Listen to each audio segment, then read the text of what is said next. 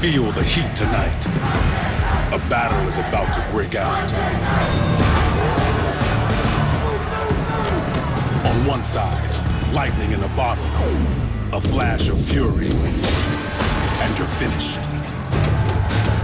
The other, the bruiser. A single strike could end your night. Two champion caliber teams.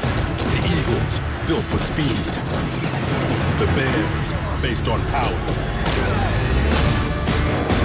From within the four corners of Philly tonight, a prize fight on Monday Night Football. Nothing like a good battle on Broad Street on Monday Night Football. Here come the Eagles. They and their fans think they haven't turned in the right direction. And tonight, they get Brian Urlacher and the Chicago Bears. We get you going with the Monday Night Football launch, engineered by GMC.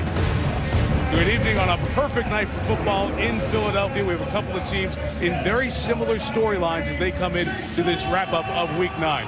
Philadelphia and Chicago, division winners last year, and both got off to sloppy and poor starts. Philadelphia 1-4, Chicago 2-3. But around their bye weeks, a couple of wins, they've steadied things on the offensive line. They've stopped committing those key mistakes that had derailed the first part of the season, and they got themselves back in the playoff picture, but no margin for error. Huge game, especially when you think of playoff implications later on this year. Bring in the former Eagle quarterback, Ron Jaworski and John Gruden, and it's very simple. If you're Chicago, headline one, contain, stop Michael Vick tonight. Well, a few weeks ago, the Bears really struggled with Cam Newton, the athletic quarterback of the Carolina Panthers, and Carolina rang him up for 545 yards of offense. So it'll be real interesting to see how the Bears deal with the new and improved Michael Vick. I remember Vick from his Falcon days where he did most of his damage with his legs. He drove me crazy. Then he came to Philadelphia and he's improved himself as a passer. And now he's proved he can beat you with his arm. But what's most impressive about Vick is his command of this offense. He's limiting the wasted plays. He's audibling more than he ever has. And now Vick can beat you with his preparation, his work ethic, his determination, his focus has never been better. And Andy Reid has surrounded him with more team speed than you'll find in this league. And they're likely going to score points, which means you better bring your offense going up against Philly. Where's Jay Cutler as you assess him going into tonight? Well, Mike, the last time we saw the Chicago Bears was about a month ago in Detroit, and they were searching for their identity.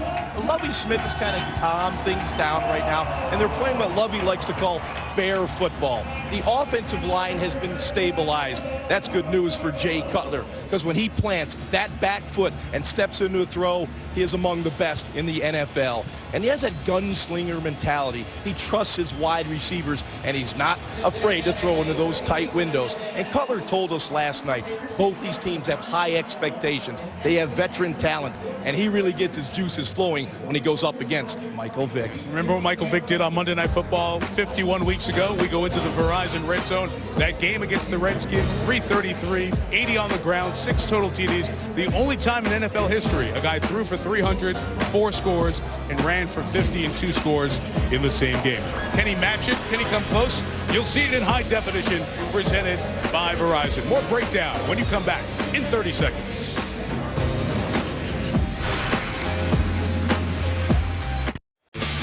What a head-to-head we have with running backs. Matt Forte of the Bears leads the NFL in yards from scrimmage per game. LaShawn McCoy is 5th in that category, but he's the only player in the league to score a touchdown in every game this year. Time for Miller Lite. Taste greatness. Break down the backs for us, Jaws. Mike, 2 tremendous running backs that have really good versatility. We'll start with Matt Forte. And when Matt Forte lines up in the single back formation, they like to get 2 big offensive linemen out in front of him. He sets the edge very well. You'll see the Bears pull those big guys, those road graders out in front, and Forte sets up the blocks downfield. Now, what I really like about Forte is his vision. He sees the runners coming behind him. The tacklers from behind him takes the house. LaShawn McCoy, he has blazing speed for the Eagles and also that excellent vision. You see the cutback lane here. all great running backs find the hole. Deshaun McCoy can find the hole. And when he gets in space, that's when you get the explosive plays. What I really like about these guys as well, they not only run the ball well, they can block and catch. All right, so you stop McCoy. Good luck. Then how do you limit Vic? The number one mission is you got to contain Michael Vick. Keep him in the pocket. Let me show you what happens if you don't. Just a simple bootleg. You'll see Brian Arakpo get outflanked just a little bit, and Vick will turn this into a 45-yard gain. It'll be like a track meet. You have to have great discipline. Watch Julius Peppers contain Vick. Keep him in the pocket, and then you're going to have to make some open field tackles. The other thing you got to do is have great traction. Get those cleats sharpened up because the Bears must rely on their signature effort tonight. You must continue to chase Michael Vick until the snap is over, and that's what the Bears are known for. How do you stop Vick? I have no idea, but there's a start for you. Just keep your cleats clean, right? That's all. 3-4 Philadelphia, 4-3 Chicago. We expect a good one coming up from Philly on Monday Night Football.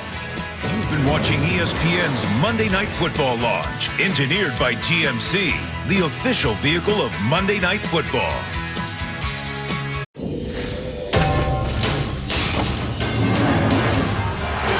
ESPN welcomes you to the following presentation of the National Football League.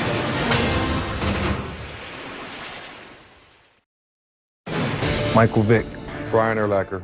Our offense is explosive, very talented, fast, and very confident. Our defense is fast, athletic, violent, relentless. Brian Urlacher is a future Hall of Famer. Michael Vick is one of a kind. He's the quarterback of the defense. The heartbeat of our offense. We can beat you with our speed, We can beat you with our strength, with our mind, with our effort, skill, will, precision, intimidation. our season. On the line. Bears, Eagles. Monday Night Football.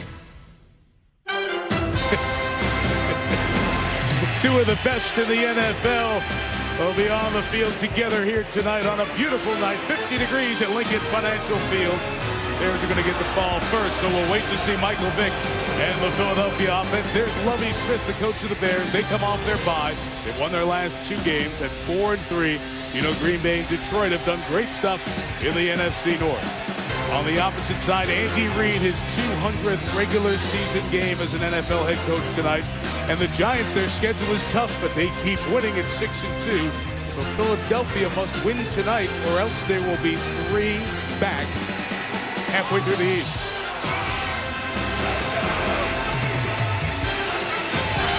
Fans and players, as usual, fever pitch here in Philadelphia.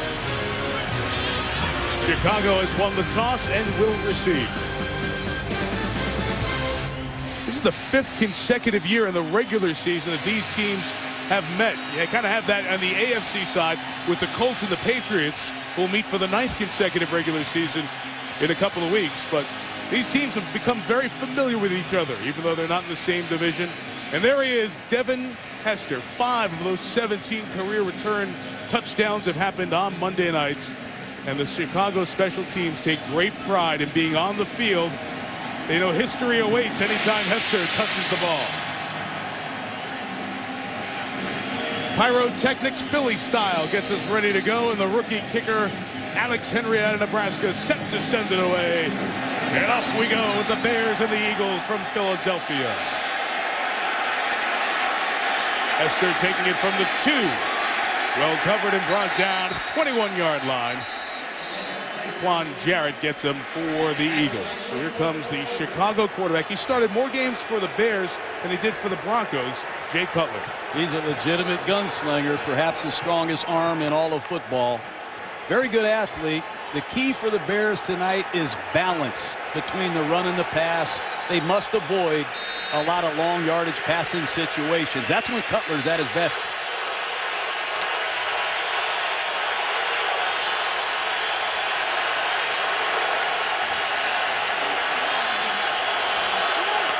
Opening drive starts to the 21. Forte got a good block from his fullback and gets down to the 27. Gain of 6 from Matt Forte. We're up to 672 yards already. Tyler Klutz, that fullback. Hester, Roy Williams, and Earl Bennett is back. Very important guy Jay Cutler loves to throw to. Offensive line, 3rd game this group of 5 starts together. And Jamarcus Webb, the left tackle, who was a 7th round pick last year, is playing pretty well. Still missing Gabe Karimi, that right tackle, the rookie, out with his knee injury again this week. Forte to the right, got a good block, and there goes Matt Forte across midfield into Philadelphia territory. Nobody touches them. 2 tight ends, 2 backs, back-to-back big hits for Forte. Take a look at it. Right off your right side, you're going to see 2 pulling linemen, and they get the Eagles outflanked, well-blocked play. And if you get Matt Forte all the way to Asante Samuel, he'll have a huge night. Run of 25 for Forte. Adding to these impressive numbers, and those are updated, he has 10 runs of 20 yards or more already this year. Tied with Fred Jackson, most in the NFL. Cutler's first throw, down the seam behind Roy Williams, and incomplete. Asante Samuel on the coverage, Philadelphia. Let's get through the Eagles defense. 20 points allowed last 2 games. All the sacks from these guys up front. Jason Babin has 9. Linebackers are young. They have a 6th rounder and 2 7th rounders playing. Jamar Chaney's taking control of the middle and the huddle. In the secondary of the prize free agent Asamoah. You just saw Asante Samuel and 3 DBs, or 3 corners, I should say. You'll get Dominique Rodgers-Cromartie out there with Asante and Namdi. Forte cuts it back. A lot of room this way. And Matt Forte, what a season he's having. To the 34, first down gain of 14. One of the strengths of Matt Forte is his vision. We always talk about speed and quickness, but you have to see daylight. Here, Matt Forte, you see the vision getting to the outside. That is one of his attributes right there, the vision. Marion Barber checks in for Forte. He's got to be tired after those last 2 runs. He already has 45 yards on those 3 carries. Barber in, Cutler moving the pocket, which he loves to do. Doesn't get a chance to do it that often in his offense.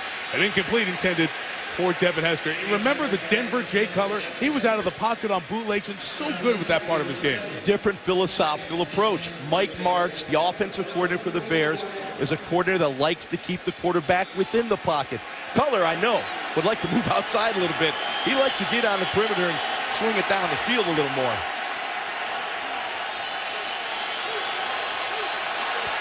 Still Barber the back, 2nd and 10.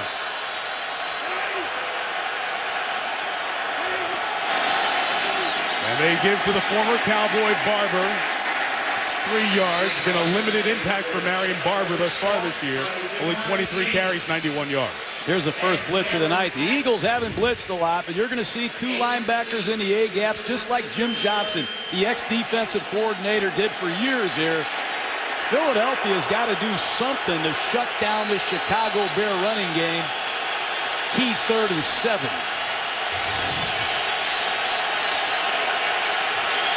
Earl Bennett. Cutler went to college with him at Vanderbilt. He's in the slot to his left. Loves to go that way. Looking that way. Throwing. Who's got it? Earl Bennett. First down, Chicago. Stays on his feet to the 17-yard line. Bennett missed the last 5 games with a significant chest injury, his first game back. Well, Earl Bennett will be the go-to receiver. Jay Cutler, they have that chemistry that a quarterback and a wide receiver love to have. Cutler does a real nice job of moving around in the pocket. That is a slow developing play. Cutler a little off balance, but you can see he has the arm strength from any platform. Terrific opening drive from the Bears. Forte got a breather, got back in. And has a couple of yards left to the 14. Now here's an area the Eagles defense has to make dramatic improvement. Last year, the Eagles were 2nd to last in football, and this year they're not much better. They've given up way too many touchdowns, and it's critical early in this game that they get out of here with just a field goal. But they have to improve their red zone defense. That's been their #1 goal. Bears go 3 receivers. Eagles have those 3 corners in. 2nd and 7. They run with Forte. He's got a block. Cut it to the outside. Kirk Coleman, the safety, comes up to make the tackle. A 3rd and a long yard. You can see the improvement of this Bears offensive line already. These guys have been together now. They're starting to get a feel for each other. You don't see those mental mistakes up front, and they're staying with that road grader running game. Short yardage situation. Marion Barber was brought here for plays like this. Played a significant role for the Cowboys, and they need Barber to deliver here. It's an area Forte has struggled, especially last year. So Barber gets the first down and takes it 1st and goal to the 3-yard line. So Matt Forte, who does everything well, for whatever reason, he was 1 of 8 on those 3rd and 1 and 4th and 1 runs last year. They get Barber from Dallas, and he comes in that spot and gets a first down as we have an injured Eagle on the field. Nate Allen, the safety, is down for Philadelphia. Injury timeout. ESPN's Monday Night Football is brought to you by GMC.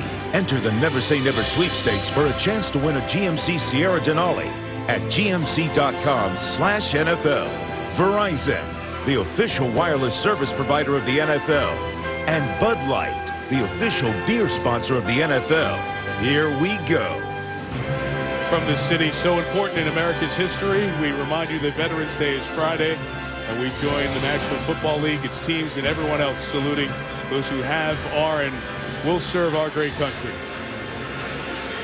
Veterans Day, 11-11-11. The injured safety, Nate Allen, came off the field under his own power. It is a great drive to start here for the Bears. 9 plays, 71 yards, or 10 plays, 76 yards, I should say. And they have it 1st and goal at the 3.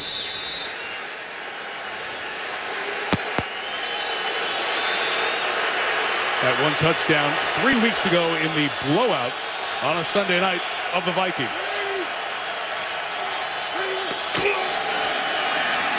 This one, Babin with the contact of Forte in the backfield, and the pursuit gets to Matt, and he loses 2 yards as Kurt Coleman, the safety, comes in for the tackle. Well, that's awful ambitious right there. They just ran that play into an all-out blitz. You're going to see Philadelphia Eagles all across the board. Just look at all the Eagles. It's a 10-man front, and they're outnumbered, and that play has no chance. I don't care how good Forte is. Numbers were against them. Eagles have Jaquan Jarrett, the rookie second-round pick out of Temple, in for the injured Nate Allen at safety. Forte goes to the top of the screen on 2nd and goal. Cutler fires, caught at the goal line, and in for the touchdown. Matt Spaeth, the former Steeler, and the Bears score on an impressive opening drive. Wow, Mike Martz, offensive coordinator, shifts into a bunch formation. You see Brian Roll, number 59, cause confusion in that Eagle defense. No one covered him. That's where Mike Martz comes into play, shifting when you least expect it.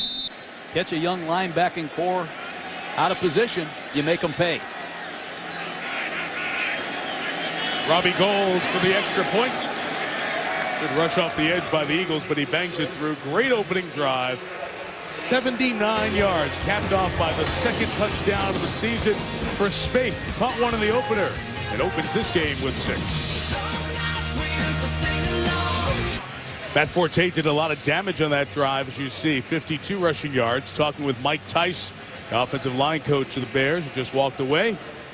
Touchdown from Matt Spaeth, the former Steeler, and Jay Cutler and the Bears with a great opening drive here on the road. Now see if the Eagles respond. Dion Lewis is back deep to receive. His kickoff going toward the sideline and goes out of bounds. So mistake from the veteran kicker, Robbie Gould, who struggled a bit during warm-ups with some of his field goals. And just hit a bad one there. Kickoff out of bounds on the kicking team, number 9. Ball will be spotted at the 40-yard line. First down. First time Robbie Gould has kicked one out of bounds, his 39th kickoff of the season. So that gives Michael Vick and the Eagles great field position at the 40-yard line. Mike, he's never been more impactful as a dual threat. He's matured into a complete NFL quarterback, and the audible phase is now part of his game. That's dangerous.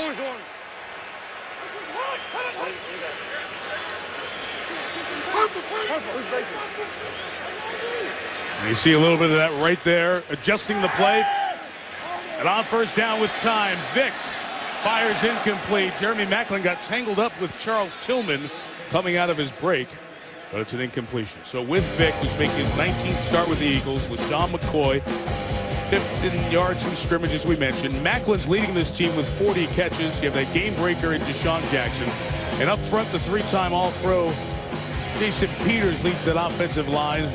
Rookies starting next to each other, though, the center Kelce and the rookie right guard Danny Watkins. Didn't start his football career till late. He turned 27 yesterday, even though he's a rookie. Second down, second throw. Vick's pass is complete for a gain of 8 yards as the tight end Clay Harbor's tackled by Lance Briggs. So the Bears defense, Julius Peppers, mentioned in the open, feeling better after injuring his knee last month in Detroit.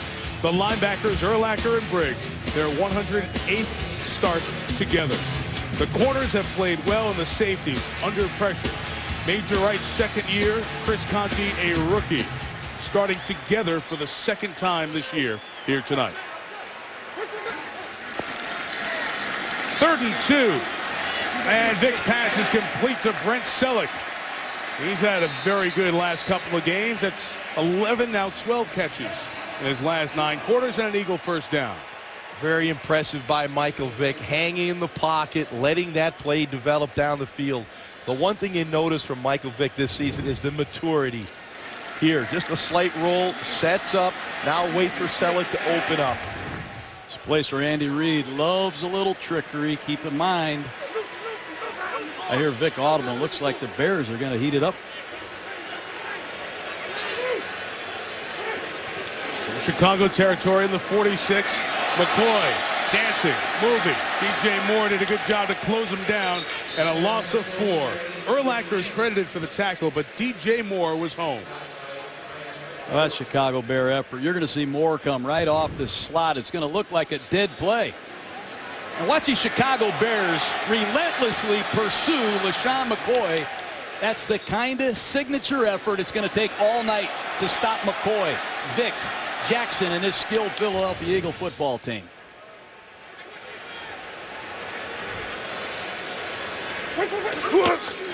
On 2nd and 14, Deshaun Jackson comes around to take it. Urlacher couldn't chase him down, and Jackson's out of bounds at the 40-yard line. It's a good 10-yard gain by Jackson. Well, every week we have Philadelphia in the first 15 somewhere. Andy Reid does something creative to get Deshaun Jackson the ball.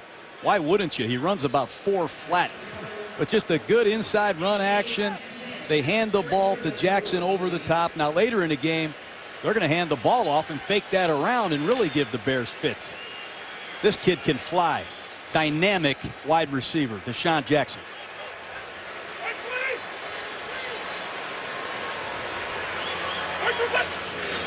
Third and 4 for Vick. Throws deflected and incomplete. So as Vick was being pursued, Nick Reed and Brian Urlacher over there get a hand on it, and it'll force 4th down. Once again, outstanding discipline by the Bears defense. They did not let Michael Vick get to the edge. When he gets to the edge, that's when he's most dangerous. With Brian Urlacher in that zone coverage from that linebacker position, reading the eyes of the quarterback. Brian Urlacher knows what he's doing out there. He's been doing it for a long time. There's Hester going back. Chaz Henry will try to pin the Bears in deep. Rookie punter out of Florida. 18 punts his first 7 games. Got a good amount of hang time on this one. And Hester with the fair catch at the 12-yard line. The Bears scoring their first drive back on the field after this. NFL conducting a great salute to service campaign. Stadiums this week around the country supporting our troops and veterans. ESPN saluting America's heroes. Join the NFL and ESPN by making a donation through the website www.giveuso.org or text GiveUSO to 50555 to make a $10 donation. And that's just happened here at Lincoln Financial Field. That's a family reunion. One of our troops who's just come back home, and family on the sideline to see them and surprise them. What a great moment here while we were away in that timeout. Drive 2 for Chicago, starting at their own 13. Eagles safety Nate Allen went back to the locker room when he was injured on that last drive. Forte was waiting for space. Nothing there. No gain. On the Bears' first series of the game, the offensive line of the Bears was very good at getting Forte to the second level. That's what the offensive line is supposed to do. Pull people. You see Forte untouched 25 yards down the field. And he also has terrific vision to cut back. But once he's in the second level, come the big plays. On that first drive, he averaged 8.7 yards per rush. Great start. Trevor Laws got over there to make that tackle on Forte to shut him down on a no-gain first down.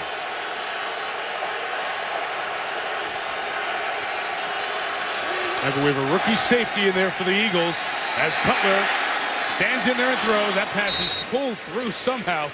Jamar Chaney, the linebacker, had a hand on it, but Spaeth makes the reception. Great play by Cutler. You know, the Bears use this quick protection. I call it a laser. Everybody's going to slide to the left, and watch Forte cut the defensive end. Pressure's going to get on Cutler, but watch how he throws this ball from an awkward release. The accuracy, that's an awesome play by Cutler. Laser because they're blocking to the left. So if it's right, we call it a razor. Very like that. In-depth stuff. I love it. Football's so complicated. Flag down here before 3rd and 2. 2 flags thrown. Got 12 guys. 12 men in the offensive huddle. Penalty. 3rd down. Now, I know that's not legal.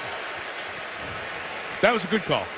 That was a good call. We don't need to review that. I saw 3 to the right, 2 to the left, and Forte in the backfield.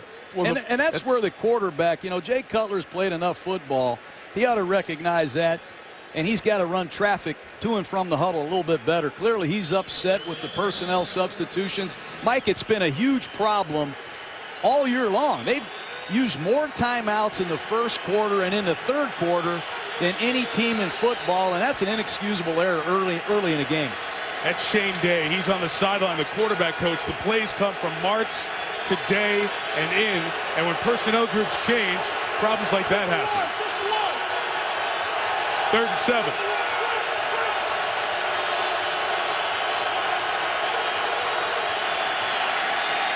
Deep drop, Cutler. Laser shot caught by Roy Williams for the first down at the 30-yard line.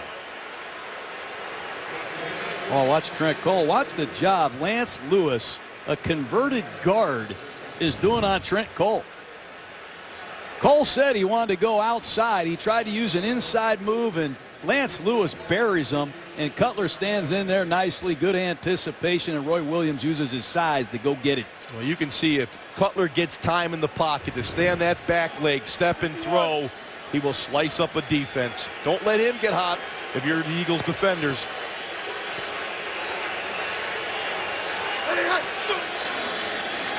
Forte. Nothing. Ryan Roll, the rookie out of Ohio State, 6th-round pick, made the play. We mentioned Matt Forte and how often he is involved in the Chicago offense. Just this season, highest percentage of your team's offensive yards, he's #1. More than Maurice Jones-Drew, more than Fred Jackson. Really almost half the offensive production of the Bears out of the 4th year back out of Tulane. And the Eagles told us he's our #1 target, #1 mission. Stop Matt Forte. So far, they haven't done it. Thus far, he's 52 of the Bears' 101 yards. Forte resets to his tight end, Tyler Klutz. Gets 4 yards. Should be tackled at the 34-yard line by Roll. Cutler does a real nice job looking at his left first. He's trying to get the inside route, not there by Earl Bennett, but comes back to the Tyler Klutz. What an outstanding catch, and what a story this Klutz is. A guy played in Canada, was in the Arena Football League, was with Cleveland. He's been a nice addition to the Bears offense.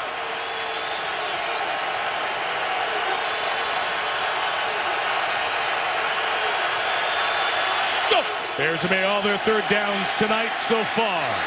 Cutler escapes, fires, caught for the first down. Just shy of midfield, it's Johnny Knox, tackled by Asante Samuel. Watch what the Eagles did here. They brought 5 defensive linemen onto the field. Number 55, Darryl Tapp, is going to be standing up, but they're trying to get the Bears all in one-on-one situations with the line stunt. But Jay Cutler is so calm and cool under pressure. He evades the rush, and he has the cannon to throw the ball 15 to 18 yards down the field, accurate and on a line. Great play by Cutler. And what a start here for the Bears, guys. They have 7 first downs to the Eagles 1 in this first quarter. Forte got away from Roll's tackle, but that time Philadelphia's pursuit. Jamar Chaney comes in to make the tackle with help. You know, Forte has a lot of great statistics. 14 runs of 15 yards or more, 9 of 20 or more. But he also leads the NFL in stuffs. He has had 21 runs for negative yardage. That's unheard of for a great back. That's the one thing with this rushing game the Bears need to improve, are those negative yardage plays. It was a Barry Sanders stat for many years. He'd have -1, 0, -1, and then like a 60. 2nd and 10 again. Cutler moves the pocket, comes back to the other side. His pass for Forte is short and incomplete. A couple of the Bears coaches looking for a flag on that play for a defenseless player, but correctly none was thrown. They try every which way but loose to get this guy the ball. I mean, what's not to like about him? He's durable. He's dependable. He never fumbles. He's elusive and fast. He's got great hands. He can pass protect. He's the ultimate joker. He's comfortable in any hand. Big 3rd down.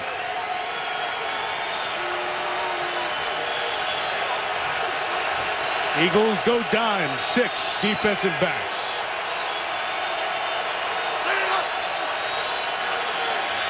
And Cutler on the outside loads and launches. Contact. No flag and an incomplete pass. There's Asante Samuel there to break it up. And shake it up on the play. That time the Eagles brought Kellen Davis in short motion and allowed Cutler to get on the edge. Hopefully Samuel's all right. So a stop for the Eagles, 4th down when we come back. Asante Samuel walked slowly off the field. He took a shot in the most sensitive and painful area, and he was grimacing as he came to the sideline. Deshaun Jackson back for the Eagles, and Adam Podlish to punt for Chicago. Fair catch called. And Jackson runs up to get it. Short kick, only 30 yards, no return, and a second opportunity for Michael Vick and the Eagles offense to get on the field in a 7-point hole in this pivotal game against the Bears. Seemingly scored at will last Sunday night against Dallas 34-7, then beat Washington the week before that 20-13. So Philadelphia's offense has been rolling the last 8 quarters, but just one drive. Bears keeping the ball away thus far. Drive 2 starts at the 22. And to the backfield, send Sean McCoy out, and we get a false start on Philadelphia. Start. Offense, number 63. 5-yard penalty. First down. The rookie out of Baylor, the first-round pick, Danny Watkins, flagged there. We mentioned Asante Samuel was injured on that 3rd down that the Bears did not convert a moment ago. You get a look as Samuel goes up. And he comes down and immediately reaches for the groin area, and over there tending to him on the sideline. He's been grimacing in pain, so we'll watch next time the Eagles get the ball back. McCoy gallops away from a Briggs tackle, but is pursued by Urlacher. Minimal gain. Brian Urlacher. You want to see a middle linebacker that can find the football and then make a tackle? Watch Urlacher, number 54, start to his left, fall back, find McCoy, and then fire away and make a great tackle. Outstanding middle linebacker, all-time leading tackler of the Chicago Bears. He can still cover ground. Getting towards the end of the quarter. After a McCoy gain of 1, here he is on the draw to the right. Got a terrific block from Todd Harrimans and gets out to the 27-yard line. to play. The Eagles have run a lot with a great deal of success here in the last month as Samuel heads back to the locker room. Already another starting DB back in the locker room. Tough quarter for the Eagles.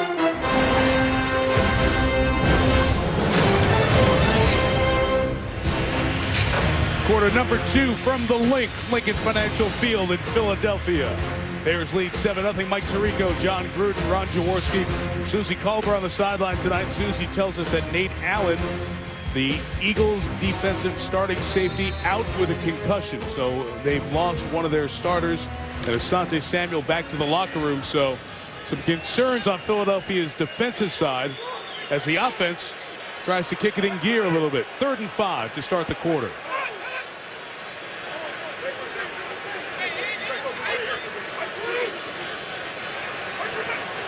And Vick spreads him out. The Bears rush 4, and the throw is complete to Brent Selleck, and the tight end has a first down as Charles Tillman takes him down. Let me show you that last running play the Eagles ran. It's a new scheme. The tight end's going to release like it's a pass, and Urlacher has to respect that. But now watch right tackle Herman set like it's a pass, lure the end up the field, and then he goes and KOs Urlacher. This scheme is killing the National Football League right now for Philadelphia, and Howard Mudd, the new line coach, brought it here from the Colts.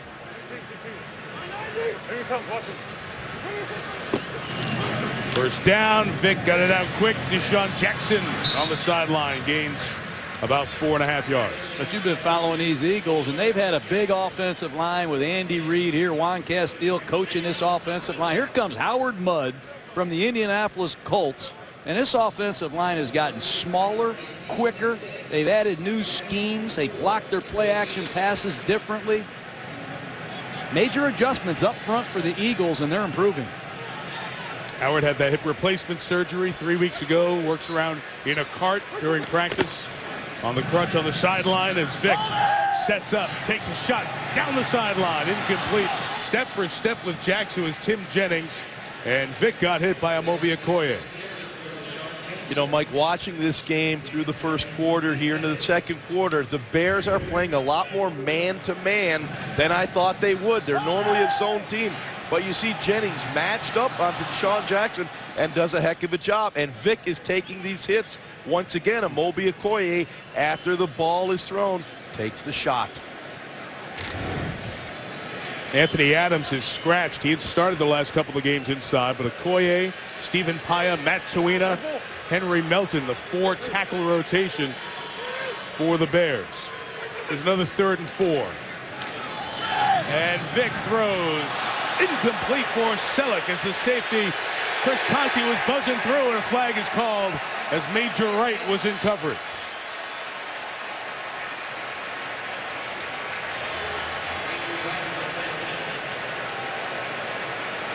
Interference, defense, number 27. Ball will be placed at the spot of the foul. First down. Well, you've talked about these safeties, how much improved they are. Peppers comes clean on a stunt, hits Vick right away. And it looked like Major Wright got there a little early, but Julius Peppers on a tackle-in stunt levels Michael Vick. That's back-to-back times Michael Vick's gone down hard. Eagles got to improve their protection.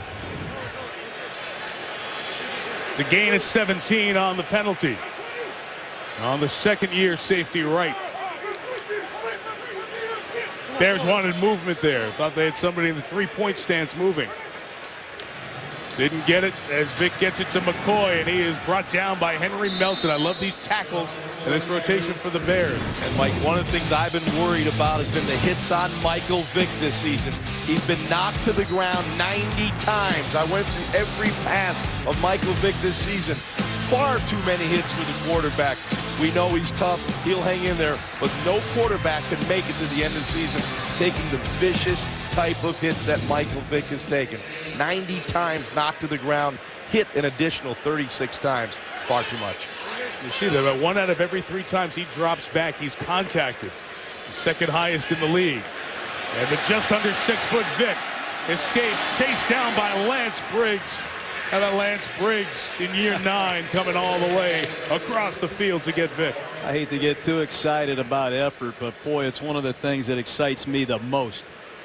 Lance Briggs, number 55, is going to see Vick come out on a boot. And you know how fast Michael Vick is. But watch Lance Briggs run through and go get Michael Vick. That's supreme effort. That's what you expect from your team captain, Lance Briggs. What an effort. Eagles have converted a couple of third downs on this drive. Again, a manageable 3rd and 3. And Vick will take timeout. Over 2.5 gone by in the second drive of the night for the Eagles. ESPN's Monday Night Football is brought to you by the new Capital One Cash Card for the people who want 50% more cash. Nissan, innovation for today, innovation for tomorrow, innovation for all. And NFLShop.com. Spend $100 today and get a $25 gift card at NFLShop.com. Get a good look at Center City, Philadelphia, and just a few miles away. Our aerial coverage tonight brought to you by DirecTV. Ideal night here in Philly. Clear, wind not a factor, temperature in the upper 40s. 7-0 Bears, the 4-3 Bears. Eagles have converted 2 third downs on this drive. One by a Vick pass to Selleck, one by a pass interference penalty. Now they're trying to run for one with McCoy up the middle. And LaShawn McCoy chased down by Urlacher after a first down gain of 17. Man, is he fast. Just a reverse pivot, inside handoff.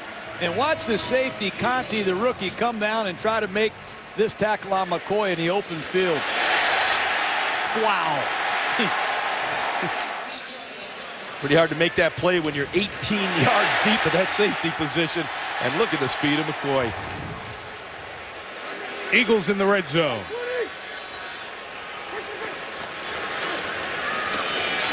Vick fires, intercepted off the hands of Briggs to Major Wright. And Wright moving down the sidelines, picking up blocks. And he's pushed out of bounds past the 45-yard line. So the young safeties on the clock here tonight, under the microscope, and the second-year man Wright comes up with the interception. Lance Briggs makes it happen. Career interception number 1 for the former Florida Gator, Major Wright. And an Eagles turnover. On this year, and here as they get to the red zone on their best drive, their second drive of the night, Vick is intercepted off the hands of Briggs. Major Wright has the pick and a good return of 36 yards. And Jay Cutler and the Bears take over at their own 48. Play action with Forte. And Cutler with a howitzer behind his tight end, Kellen Davis, and incomplete. Well, the Bears, excuse me, Mike. Excuse me, that last play, the Bears fooled them.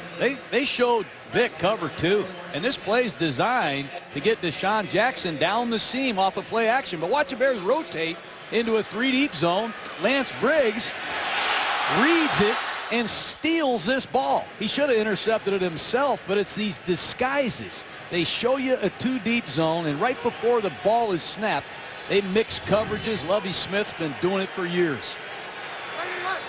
2nd and 10. Noah Sante Samuel out there for Philly. And run by Forte across midfield into Eagle territory at the 47-yard line.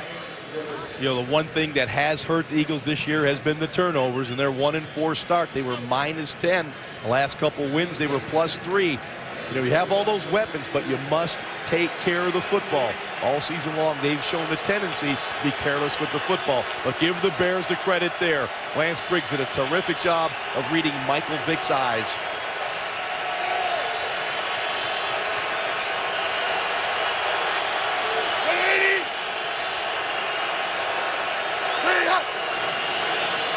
Third and 6 with pressure. Cutler gets it to Earl Bennett with a flag down, a first down, as Earl Bennett takes it to the 38-yard line. Let's check the flag.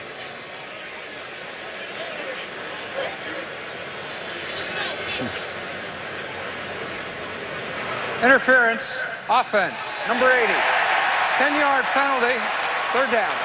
That's Earl Bennett again. Cutler's favorite target on 3rd down. It's a little option route. He's working against Ocilio Hansen. And they caught Bennett with a little push off. You got to keep those arms tight to your body On the right side of your screen, you see a little extension of the arms. Big penalty. Instead of a first down pickup at the 38, you're back to 3rd and 16.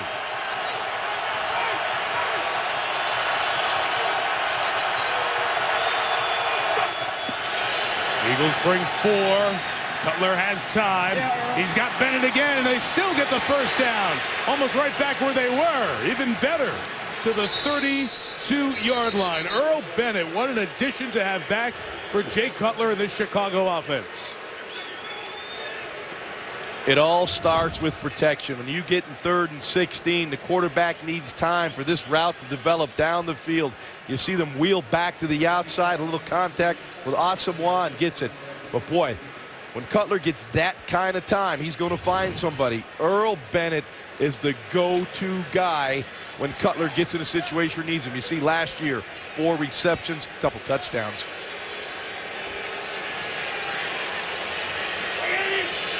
Asante Samuel back in for Philadelphia. On 1st and 10, Cutler falls, loses the ball, and gets back on it before Brandon Graham could get to him. We get to a Sports Center right now, and here's Trey Winger. Michael, thank you. 2 former high-ranking Penn State officials, including former athletic director Tim Curley, are free on $75,000 bail. They're accused of failing to alert police to complaints that former assistant coach Jerry Sandusky was sexually abusing boys. The Pennsylvania Attorney General said Joe Paterno was not a target of the investigation at this time. Michael, back to you. All right, Trey, that has been the big story here in the state of Pennsylvania. Philadelphia, it's led the local newscast all day. Earl Bennett taking a direct snap. Cutler out at wide receiver. And Bennett puts it in the belly of Forte. You look at a wildcat there and gain only 2 yards. We'll have 3rd and long coming up. Consider that an interesting call on 2nd and about 16 or 17 yards. I don't like that call at all. When you got a hot quarterback like Jay Cutler, keep the ball in his hands, not Earl Bennett on a handoff. Big play for Chicago right here. They're about 4 or 5 yards outside of Robbie Gould's range. In comes Dane Sanzenbacher, the rookie out of Ohio State. Man, I love that name. I usually get to say who comes in the game, but you got Sanzenbacher, huh? Couldn't help himself. 3rd and 15. Sanzenbacher in the middle of the 3 at the top. They run Forte up the middle, so a couple of curious play calls there, but that gets them close enough to take a shot at a field goal of about 51 yards. And he's one of the best in the business. Robbie Gould, 14 out of 15 right now, clearly in his range. Conditions are perfect. It'll be about a 51.5, almost a 52-yard kick. Robbie's been at this a long time, 7th year in the league. He's only had 10 attempts from 50 yards or more, and he's 6 of 10 on those. It's officially 51.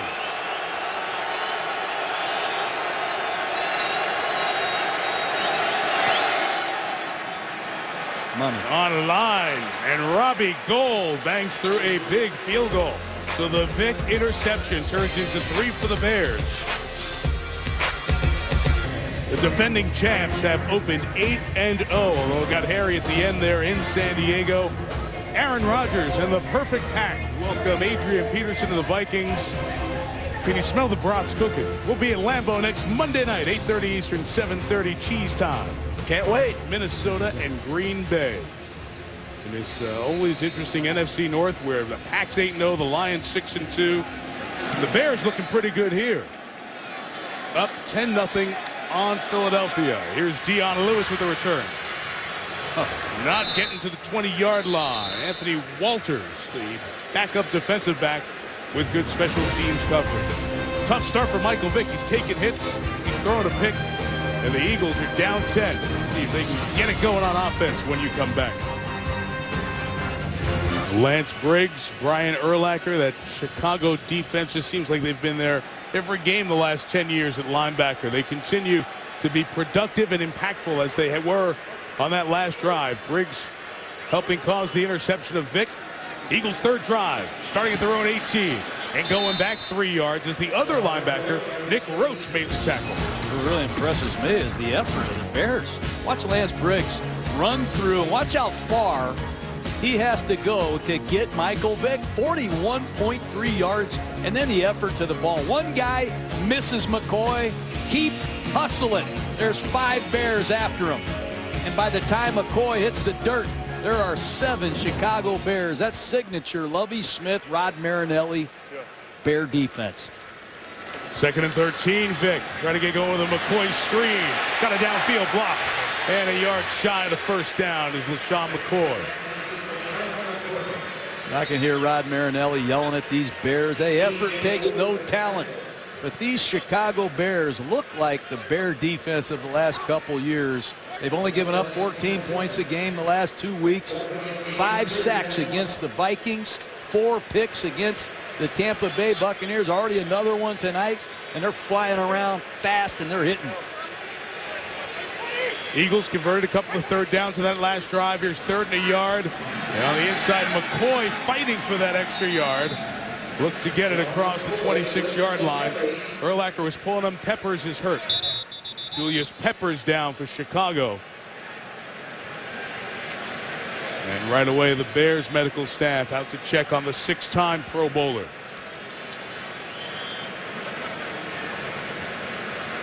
Such an impact in Lovie Smith's defense. Julius Peppers, certainly a tremendous football player. You see that? Ooh, didn't look good. Left leg got pinned there after Jason Kelce hit him. Peppers has been bothered by a knee injury that he suffered in Detroit a few weeks ago. Taking a look at Julius Peppers' left knee. That is the knee he injured 4 weeks ago on Monday night. An MCL sprain, medial collateral ligament of that left knee. He got tied up in that pile on the short yardage where the Eagles picked up the first down. And there's medical staff over to look at Julius, who did not miss a game after that injury, but certainly was limited. Told us he's starting to feel more himself coming off the bye week. First down for the Eagles at the 28. Owen Schmidt, the fullback out of West Virginia, in front of McCoy. And Vick's throw is broken up by Urlacher, intended for Macklin and incomplete. This Bear defense has been outstanding. The Eagles are averaging about 450 yards a game. Urlacher, good depth on his drop to get 15 yards downfield to make this play. He doesn't bite the play action. He gets his depth. Boy, and he hunts up Macklin, undercuts the route, and almost picks it off. Tremendous play by Brian Urlacher.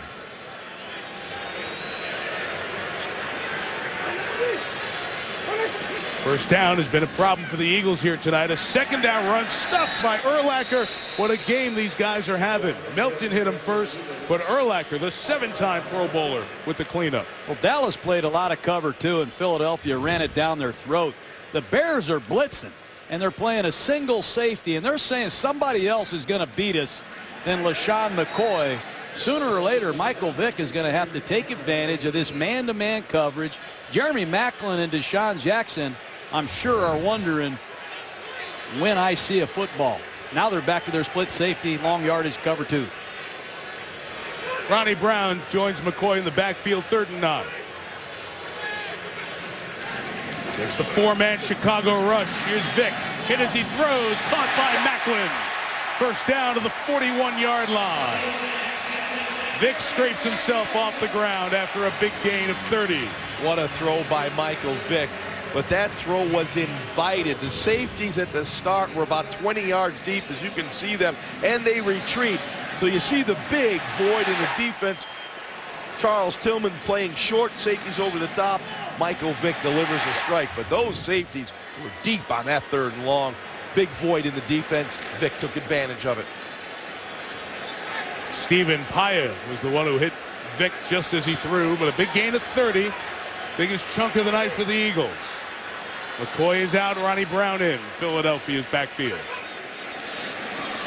And against pressure, Vick throws complete to Brent Selleck. Tight end's got 10 and another Eagle first down.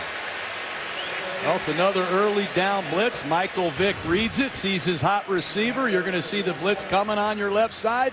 Tight end Selleck goes from right to left, sits down between the linebackers. Excellent job by Michael Vick. Rod Marinelli, defensive coordinator of the Bears, coming after these Eagles on early downs. Let's see if that continues.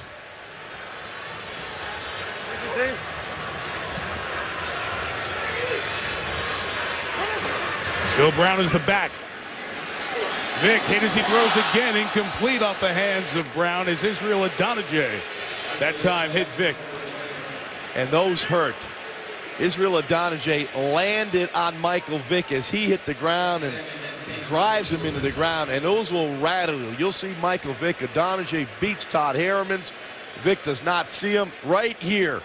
That's the one that hurts when you got Adonijah, 270 pounds, driving your body into the ground. Peppers out, so Adonijah and Nick Reed are the only healthy defensive ends. Only 3 pure ends dressed tonight by the Bears. This is 2nd and 10 for Vick. Chased by Tuina. He can beat him to the corner. But coming up was Nick Roach, the linebacker, to force Vick out of bounds after a gain of only 2 yards. We'll have 3rd and 8.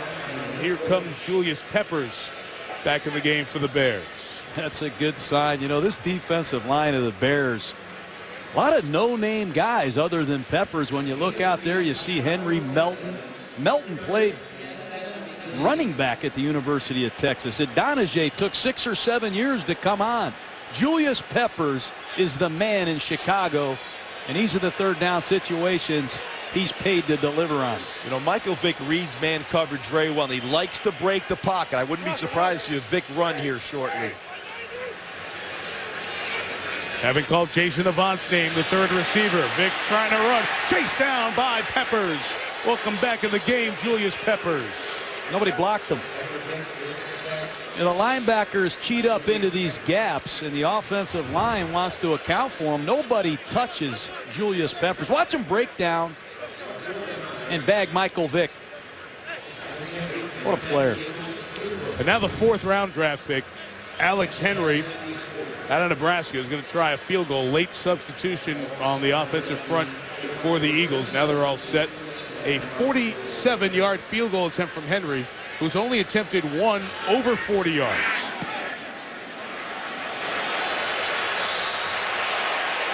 Good, yes, just able to sneak it in inside that right upright. Not exactly booming, but it counts nonetheless. After a lot of work, the Eagles are on the board.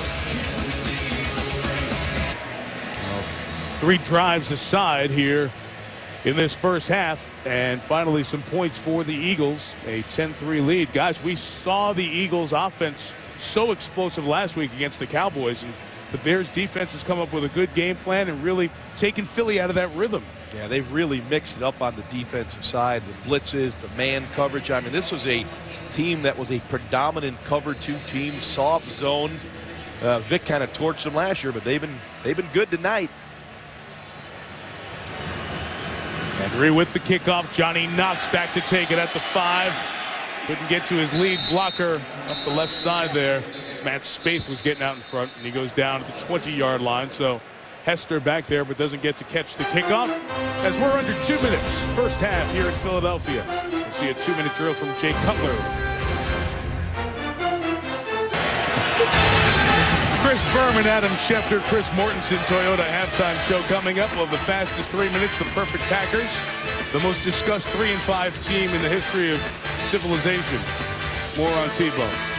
And the Ravens Steelers, heck of a game last night, and the fines that may come after it. Toyota halftime show coming up. How about Baltimore getting the sweep of the Steelers, now 6-2. We'll talk to Tebow and Cam Newton. What about Andy Dalton and the 6-2 Bengals shocking the AFC in the first half of the season? Full complement of timeouts. Cutler from the 20. Loading up, sending it downfield for Hester. Incomplete, broken up by Asante Samuel, who is playing, the Eagles tell us, with a groin laceration. Ow. And he's step for step with the fast man Hester. Well, and Jay Cutler heaves this one about as far as he could throw it, just slightly underthrown. Samuel in good position. You see right there, Asante Samuel right on Devin Hester, step for step.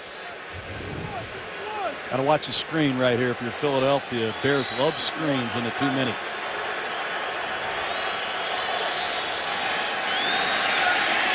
Cutler through the hands of Sonsenbacher, the rookie out of Ohio State. Incomplete, third down.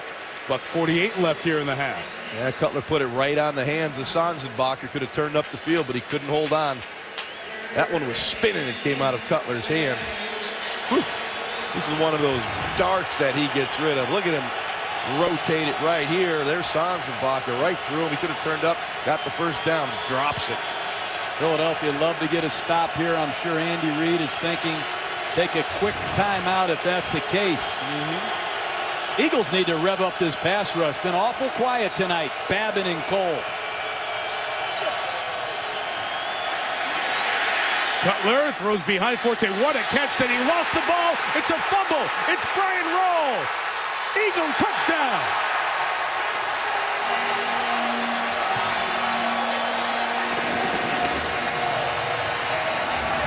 That's what great defenses do.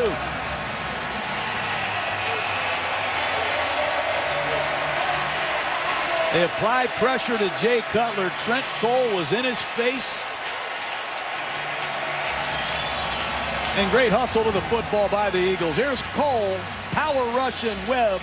He's going to get in Cutler's face, and Cutler throws it off his back foot. Then it's just great effort to the football by the Philadelphia Eagles. Forte's got to put the ball away. It's a scoring play, so it's automatically reviewed. Does he have complete control of the ball? Is it a catch? And then the fumble. That's the #1 question here. And Scott Green's going to go take a look at this via replay. Because it's in the last two and a scoring play, you got a couple of different ways to go force a look at it. Did Forte have control, take those steps of control, and then fumble? Timeout. Matt Forte rarely, if ever, turns the ball over. If this is, in fact, a fumble, it's the first one in 347 touches in over a year. So as he catches the pass from Cutler, and we spin him around, does he have control of the ball? Take a couple of steps and start going, and then the strip by Roll. Got the ball there now, and here's 1 step, 2 steps back the other way as he's making that jump cut, and then the ball spits out. I see that clearly as a fumble. Yes. Looks to me like Forte's trying to switch the ball into his opposite arm to run with it. And the rookie from Ohio State shows his athleticism again. Great play by Brian Roll. Scott Green, who was the referee in Super Bowl 44, has the call. After reviewing the play, the ruling on the field is confirmed. The receiver had possession of the ball, turned to make a move, lost possession, clean recovery, touchdown. And a great explanation from Scott. We get a 10-9 game. And the last time Forte fumbled, it was after a pass reception as well. So we say 347 touches. First time he's put it on the ground, and what a time, because the Bears controlled the first half. The drop by Sonsenbacher, and then that mistake by Forte, and Rolls on the spot for his first touchdown, and we're an extra point from a tie game.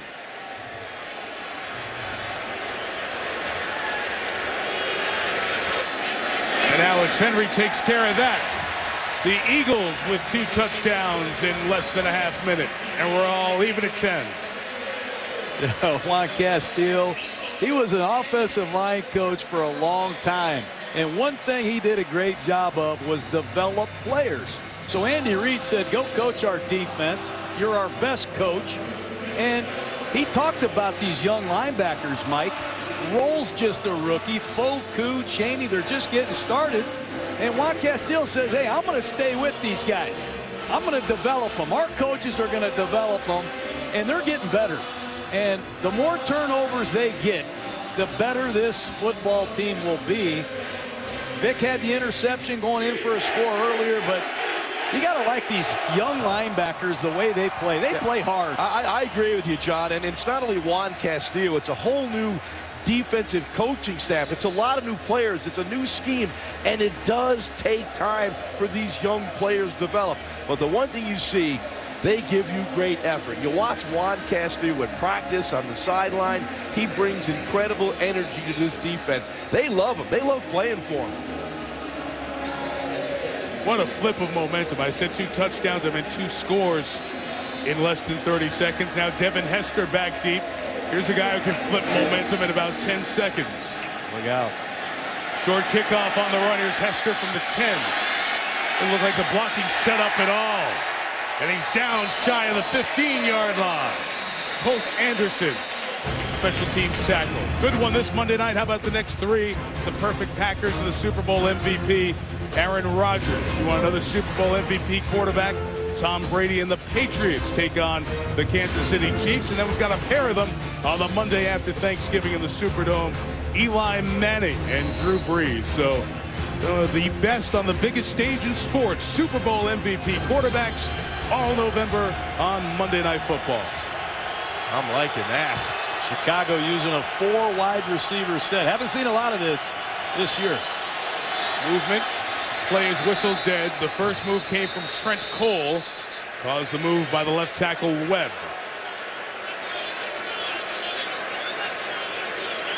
I think it's on Cole. Neutral zone infraction. Defense, number 58. 5-yard penalty. First down. Well, the Bears had control of this game for most of the first half, but it now is 10-10. See how they respond. Still a full complement of timeouts. Rarely that you get 2 shots at the 2-minute drill in the same half, but the turnover puts the Bears right back in the same position. Another flag, another offside. Free play here. And incomplete as Samuel jumped the route for Earl Bennett. No flag on that one, but we have the offside with the defensive tackle. Yeah, Mike Patterson, back-to-back carelessness by the Eagle front 4. Trying to get off on the snap. Offside. Defense, number 97. 5-yard penalty, which also makes it first down. We're going to say it's on Colin Jenkins, but it's on number 98, Mike Patterson. And those are 2 careless plays by the Eagle front 4. These are veteran players. This is the prize of this Eagle defense, their front 4. Linebacker Jamar Chaney was asking for noise, and we have movement on the right side this time. False start. Offense, number 60. 5-yard penalty. You know, get off is so important to a defensive lineman. And just take a look on the right side over here. You're going to see Lance Lewis. You'll see Spencer, number 67. Everybody's trying to get off on the snap, flinching, concentration critical in these situations. 1st and 15. And Cutler throws. Forte has it. Escaping and out of bounds at the 30-yard line. So gets the penalty +5 back. And we have a scrum continuing through the end of the play. Patterson dragging teammate Jason Babin off the ground. You know, Mike Tice, the offensive line coach of the Bears, told us he goes up to Jamarcus Webb every day and reminds him, you're the biggest guy on the football team. Play like it. But the Bears are punishing some of these Eagle defenders. That was Lance Lewis. Bears are out of bounds, so the clock was stopped, but they still go no huddle. Babin missed the sack. Cutler throws, nearly intercepted by Asamoah. Well, in the course of every game, Jay Cutler is going to throw you a couple. He thinks he can get the ball in those tight windows all day long, and sometimes he pays the price for it. You'll see Nnamdi Asamoah in perfect position right here for the interception. He just doesn't make it.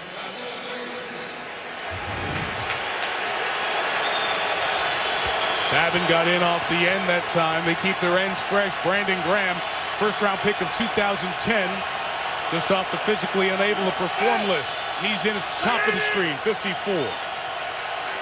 3rd and 5 with the empty backfield. Cutler searching. Too tall, incomplete, and Forte had room to run. So the Bears with a 2-minute disaster. The turnover that turns into a touchdown. And here they give it right back to the Eagles with 1:11 and 2 timeouts. Well, they missed some wide open receivers. Yep. Forte fumbles the football. Chicago has some golden opportunities. Sanzenbacher on a drop. Cutler misses a couple throws, and look out. Action Jackson is ready to roll. Deshaun Jackson has an Eagle record 4 punt returns for touchdown in his career. Adam Podlish's kick gets good hang time. It's 50 yards. Jackson from the 20. Retreats. Loses 10. Loses the ball. Oh, boy. Do the Bears have it? No. Well, they point towards the Eagles here. It's Bears ball. We're looking back at the camera from up above. It is Sam Hurd on the bottom of the pile. Great special teams addition from the Dallas Cowboys. Sam Hurd brought here to make impact plays in a kicking game, and it's Corey Graham once again, their leading tackler in special teams, getting there first. Zach Bowman, Lovie Smith dresses about 10 defensive backs. But take a look at Corey Graham. Get off a double vice, fight to get back in the field of play, and then fire away on Deshaun Jackson and force a fumble. And Zach Bowman, Sam Hurd there to cover it up. Huge play. And he wasn't down. He was rolling on the body of Graham. So Jackson was on top of a player, and then the ball came out. So it is a fumble. And here are the Bears with their third shot at it here in the last 2 minutes. First and goal, Cutler. Forte. Kurt Coleman takes him down. Just inside the 5. Now that's a heck of a play by Coleman coming out of that defensive secondary to make that play on Matt Forte in the flat. You get that kind of matchup with Forte, he usually makes people miss. Coleman right on him, took him out of bounds. But talking about special teams, you know, we've had these Bears an awful lot on Monday night, and Dave Taub, their special teams coach, does a terrific job with their teams. Bears have all their timeouts, so they have everything in the playbook available. All-out pressure. And Cutler throws toward Hester, and incomplete with Samuel over there. John mentioned the all-out pressure. Safety Kurt Coleman gets in. Third and goal. Well, you can see it coming a mile away. You're going to see blitzing Eagles right up the gaps, and they're going to get in Jay Cutler's face in a hurry. And when you're under that kind of pressure, Cutler did the wise thing, throw the ball away. Eagles love to bring all-out pressure inside the 5-yard line. Don't be surprised if you get another. Here they come. Yeah, John, I believe that last play was that smoke as a run, and he just threw it out there. Cutler for Forte again. He didn't have time to get set and throw, but a marker down as Cutler was hit on the pressure by Babin and Cole. And a flag thrown by the referee, Scott Green. And Asante Samuel livid. Personal foul, roughing the passer. Number 93 hitting the quarterback late. Half the distance to the goal. First down. It'll be first and goal inside the 3. Let's watch it. Well, he's coming from your right side, Jason Babin. That's the right call. He went low. He went low, and he went in there late. Foolish penalty by Babin. Sets the Bears up. They have plenty of time. Don't be surprised if they give Marion Barber, their big back, a good look here. And I'm sure he's negotiating. Did Spencer push him in?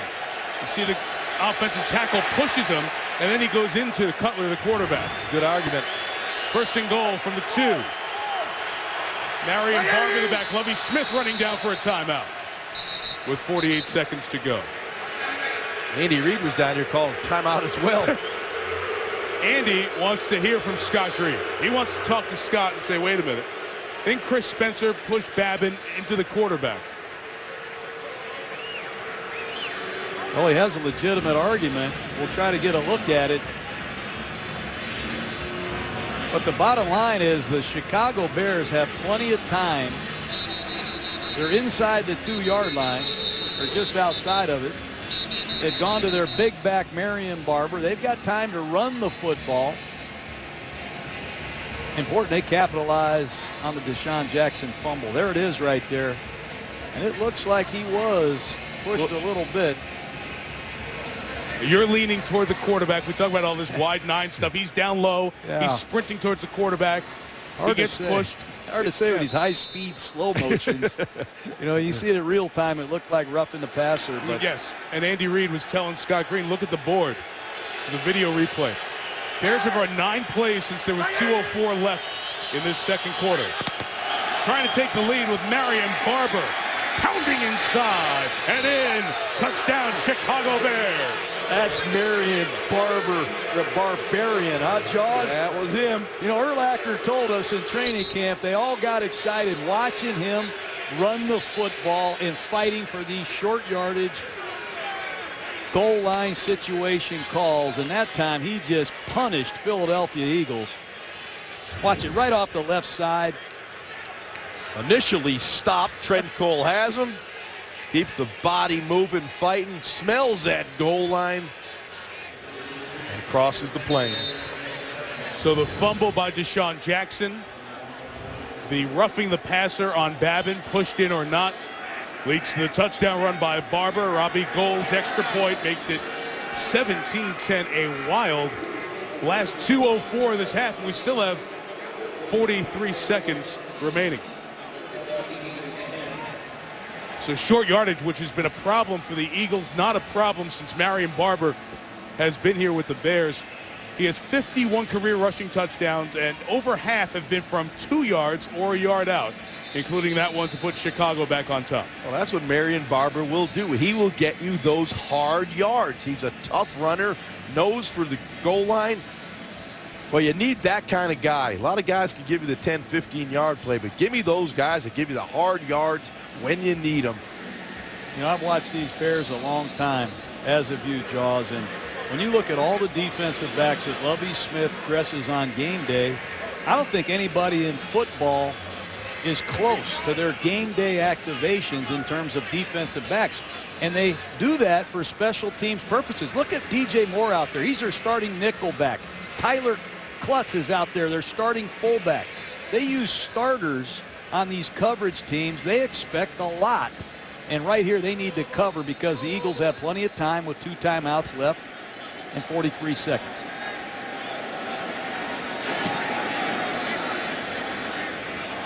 Good kickoff by Gould, and Dion Lewis will take it from 5 yards deep.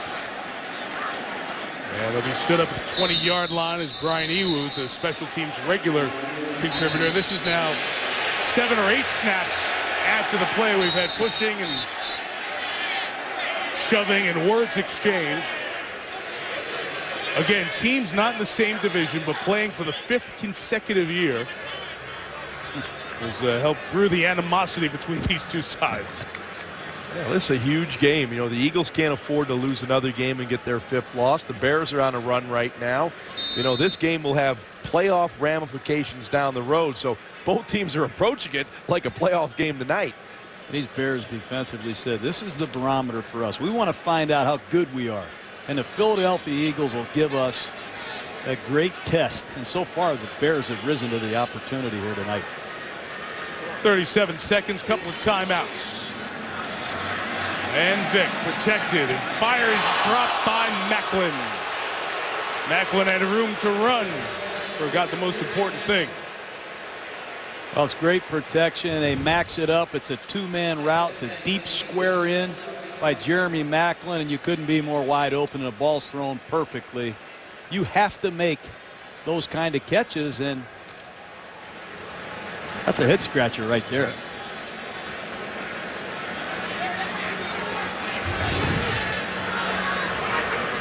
.32 seconds. A McCoy run. Harriman's leading the way in front of him. It's 7 yards.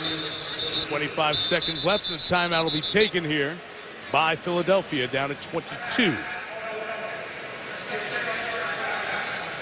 Eagles will have 1 left. The longest last 2 minutes of the first half we've seen all year, but so many back and forth. It's taken 20 minutes to play the last couple of minutes, but we've seen momentum shift a couple of times here. Well, the big momentum shift just a moment ago. Jeremy Macklin dropping that pass. You know, a couple of those you get in field goal range, and Macklin, one of those guys, he's been thrown to 54 times this year. He's caught 40, so a high percentage of passes he will catch, John. You like Where the do you get all numbers, these stats, man? I mean, you're unbelievable. You watch film or you just record what you see, huh? Both.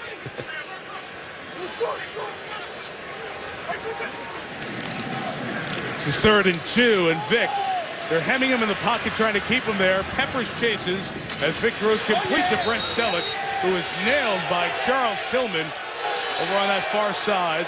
As the clock continues to run, let's see if Andy takes that last timeout. They just reroute Jeremy Macklin. Watch Tillman, the veteran corner, just throw him on the ground. That'll help your cover two defense if you can get reroutes on these receivers. And the Eagles let the clock expire and the half comes to an end. Like Lance Briggs or something, isn't he? Ball belongs to the Eagles to start the third quarter. Michael Vick unhappy with Scott Green. So too the Eagles fans. Their team's down 7. Here's Chris Berman with the Toyota halftime show. Wild end to the first half here at Lincoln Financial Field. Two franchises that are tied over the years by so many different reasons and good meetings. And you think back to an era of Eagles football from a quarter century ago. Buddy Ryan came over from the Bears to the Eagles, was the defensive coordinator on those great Bears teams, then the head coach for the Eagles. Honored here tonight some of his former players on those good defenses they had in the late 80s, like Clyde Simmons and Seth Joyner, on hand to honor their 77-year-old former head coach, who was the head coach here for 5 years. Buddy, as many of you know, is battling cancer, but honored here. Proud dad of Rob and Rex, who are doing their work, obviously, in Dallas, and Rex, the head coach of the Jets, and honored here by the Philadelphia fans. 5 years, 3 times they went to the playoffs, and Jaws, you had the opportunity to be on a Buddy Ryan coach team. Boy, when you're around Buddy Ryan, you know what great defense is about. He could coach some defense. Really enjoyed his presence. Great welcome here. Second half now, we have a 7-point game. I get the feeling the Bears are out hitting Philadelphia. If you clipped out the biggest 6 or 7 hits, all of them belong to the Bears. Philadelphia's got to pick it up, get something going on offense, but the Bears are out hitting Philadelphia. For the Eagles, it's always been about explosive plays. The Bears have done a very good job of containing those explosive plays so far. I wouldn't be surprised early, John. Eagles come out and take their shots. Eagles get the ball to start this third quarter. Michael Vick, who has been held in check in that first half. See what kind of field position Dion Lewis and the kickoff return team gives him. Robbie Gold takes care of that. Eagle ball at the 20. Well, there's no question Michael Vick struggled in that first half, but a lot of it had to do with the Chicago Bears pass rush. A lot of hits on Michael Vick after he threw the ball. They're forcing him to throw the football before he wants to, and once he delivers, you see the shots like that from Israel Adonijah, and those begin to take their toll on the quarterback. The cumulative effect is going to wear Michael Vick down. They got to protect him better this half. Push down for Vick. DJ Moore coming in off the corner. They swing it out to McCoy, picking his way through for 4. Here's Susie Colbert. Lovie Smith reiterated they are set up to handle a player like Michael Vick. He loved the fact that they were able to keep him penned in and also shut down the run to make them one-dimensional. That's the game plan for the second half. Julius Peppers, he said, little tweak of the knee, but he'll be just fine. As for the game being very chippy, he said he doesn't believe either team will take that too far, but he kind of smiled. It's never a bad thing for his defense. Sure, Lovie enjoys this kind of game, this kind of effort. And it took the Bears to the Super Bowl.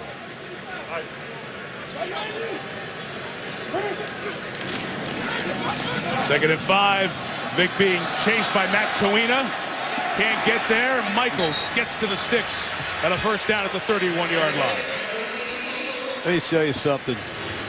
At McCoy, people said he reminds you of Barry Sanders with his quickness. Watch him against Brian Urlacher here in the open field. Here comes Urlacher, number 54. He don't lay a glove on.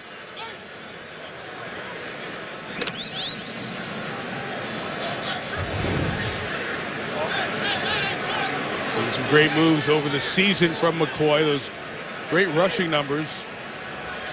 There's 9 carries and 33 yards for McCoy so far tonight. Vick a first down throw. There's the tight end, Brent Selleck, into Bear territory at the Chicago 47. You talk about the growth of Michael Vick as a quarterback, reading the coverage, and how about this throw? This is that firm touch throw. You've got to drop it over the linebackers in front of the safeties. You can't do it any better than that. And look at Michael spin that ball. It's a beautiful thing right there, but what a terrific read and a very accurate throw. At 16 catches in the last 2.5 games for Selleck. Vick going to give him 17 now. Nice move by Selleck, the tight end, his 5th year out of Cincinnati. Remember, he had a huge season in 2009, 81 catches and 8 touchdowns. More weapons. His numbers have come down, but now he's back in the offense. Yeah, the statistics are great and all that, but Selleck lines up everywhere. He's a classic tight end. He blocks the point of attack. He can play fullback in a split backfield set. He can run after the catch. Selleck is a real NFL tight end. He can do a lot for this offense. Here he goes, flexing out to the wing. Vic going right back that way, and this time he couldn't handle the pass and incomplete.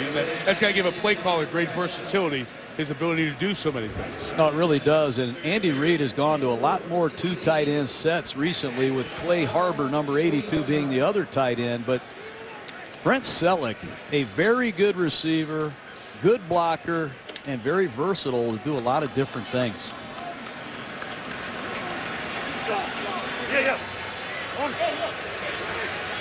One catch for Deshaun Jackson here tonight. One safety back there. You see the other 10 Bears in your picture on 3rd and 4. Somebody win a one-on-one battle. Vic is flushed. Vic throws on the run sideline. Avant ruled nothing yet. Not ruled yet.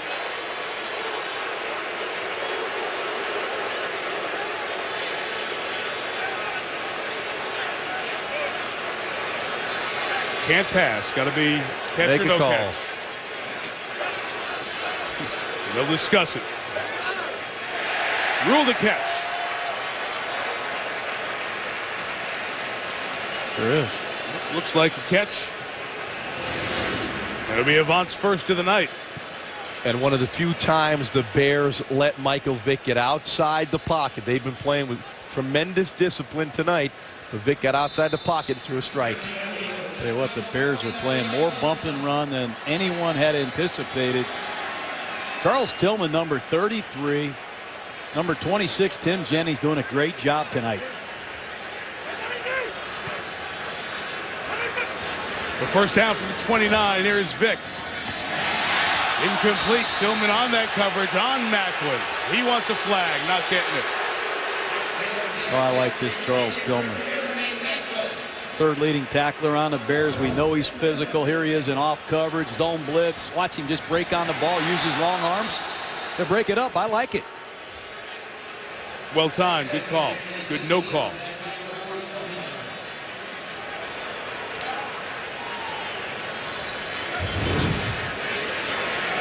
The Bears continue to press these Eagle wide receivers in their face. Big pressured. Screen is deflected, but reeled in by McCoy, who gets to the 22-yard line. Henry Melton got a hand on it, and McCoy is still able to bring it in. The Eagles are an outstanding screen team. We spoke to Andy Reid, and he said they've got 10 to 12 screens every game. They really know how to execute the screen game. And why not? An athletic offensive line. The ball was tipped. Well, that time Michael Vick did a great job getting rid of it before the pressure got to him. And you see the ball tipped by Henry Melton, number 69, and Ryan Urlacher came a long ways to save that tackle. 3rd and short. This has been a bump and run, man-to-man down. At some point, I wouldn't be surprised if Michael Vick doesn't take a shot. But they're in a 2 tight end, 2 back set.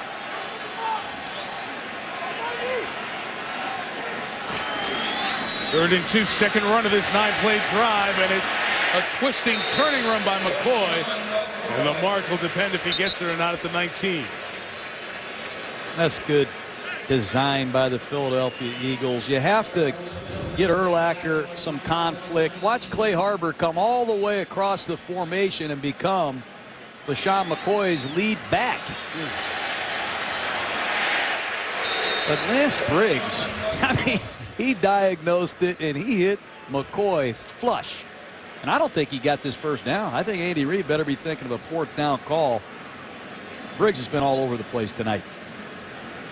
Very disciplined defense. You're right, John. Your eyes are still working well. 17-10 opening drive of the quarter. Eagles have not been a good short yardage team Andy Reid has a tendency here to go for it in these situations. And I don't see any hesitation here at all. And he's been as inclined to throw it on 4th and an inch as he is to run it. Right. He has no tendencies. I can promise you that. It's like a sneak. Vic McCoy, first down, Philadelphia. Just shy of the 50. Well, when you want to gain a few inches, go that left side. Jason Peters, 6'4", 340-pound. He is the road grader on that Eagles offensive line. You'll see on the left side, nice job by Evan Mathis, creating a nice seam for McCoy to hit it up in there. That's domination by your offensive line in a critical situation. Mathis, in his 8th year in the league, came over from the Bengals. One of the few offensive players 30 or older on this Eagle team. McCoy cutting back to 10. Riggs tackles him by a leg at the 9. Well, it's that sprint draw, and Philadelphia runs it 5, 6, 8 times a game. The right tackle's going to set like it's a pass, and he's just going to go block Urlacher. And it's just a nice job executing once again by this Eagle offensive line. Draws, numerous draws and screens, and offensive coordinator Marty Morningwig should start getting some credit for the plays he's designed over the last couple of years.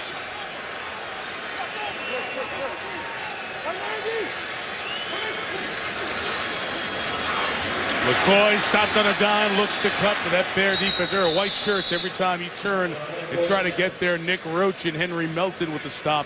Well, 3rd down coming up. Yeah, but Henry Melton, the former running back at the University of Texas, Jaws, you see him flash? I'll show you an athlete playing defensive tackle. Watch Melton just disengage and go get LaShawn McCoy. Actually, he came on the opposite side, but number 69, Henry Melton, he's backing up his height. Great play. Ran for 10 touchdowns as a freshman in Austin, Texas. Riley Cooper in the game, bottom of the screen. Play 13 of the drive is Vic. It's McCoy. First down for the Eagles at the 4. You can't coach that. No, that's that lateral agility that he had eyes in the back of his head. I mean, it was just an amazing play. You talk about a sixth sense. As McCoy catches his ball, he's already making his move. And Wright cannot make the play. Doesn't even lay a hand on him. What a move by LaShawn McCoy. He's been doing that all season long. +5 red zone. This is the area where Brent Selleck, number 87, the tight end, is a big factor. They love bootlegs. Love to get Selleck involved. Ronnie Brown's the back, 1st and goal from the 4. Vic looking at Brown. Throws it away, nothing home. Boy, and Michael Vick takes another hit on the sideline from Lance Briggs. And the ball goes away, but he takes a shot. Well, that's how you got to play against Michael Vick. You know, Michael Vick ran for 1,039 yards in 1 year. He's not your normal quarterback. I used to tell our linebackers, you run him down and hit him as many times as you can, because you never know when he's going to choke it and cut back against the grain and make you look bad. That's just tremendous effort once again by Briggs, who's having one of the best games I've seen him play in the last 3 or 4 years. Tight formation here, 2nd and goal. And a quick hand with Brown to the inside. Ronnie Brown's in. Eagle touchdown. Great drive. Yeah, once again, you need those tough yards. Jason Peters, he will establish the line of scrimmage. That left side again. Peters and Mathis create a nice crease for Ronnie Brown. And this is Ronnie Brown, the former Miami Dolphin, who has had a history in this league of slamming it across the goal line. That's why he was brought to Philadelphia, to give him a big back, a physical component inside the 5. What a story Ronnie Brown is, Mike. He was traded and brought back. Good to see him make a play. Traded at the deadline to Detroit for Jerome Harrison. Then the physical with Harrison. They found out that Harrison had a brain tumor. It could have saved Harrison's life, to be very honest. So as he gets that treatment, the trade is rescinded. Brown comes back to Philadelphia as the extra point is added by Alex Henry, the former number 2 overall pick, has his first touchdown as an Eagle. Great opening drive from Philly ties the game at 17. Capital of the U.S. back from 1790 to 1800, and some darn good cheesesteaks as well. And a heck of a drive capped off by Brown there. All tied at 17. They move Hester over to get it at the 5. Looking for a space. There is none. Devin Hester's been held in check tonight.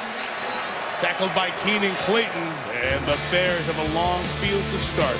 Brand new game about halfway through the third.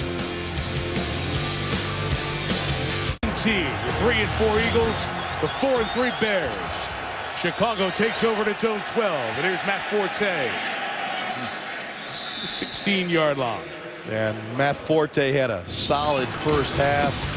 Everything he does well. We all know he can run the football. You get him to that second level of the defense, he will make people miss.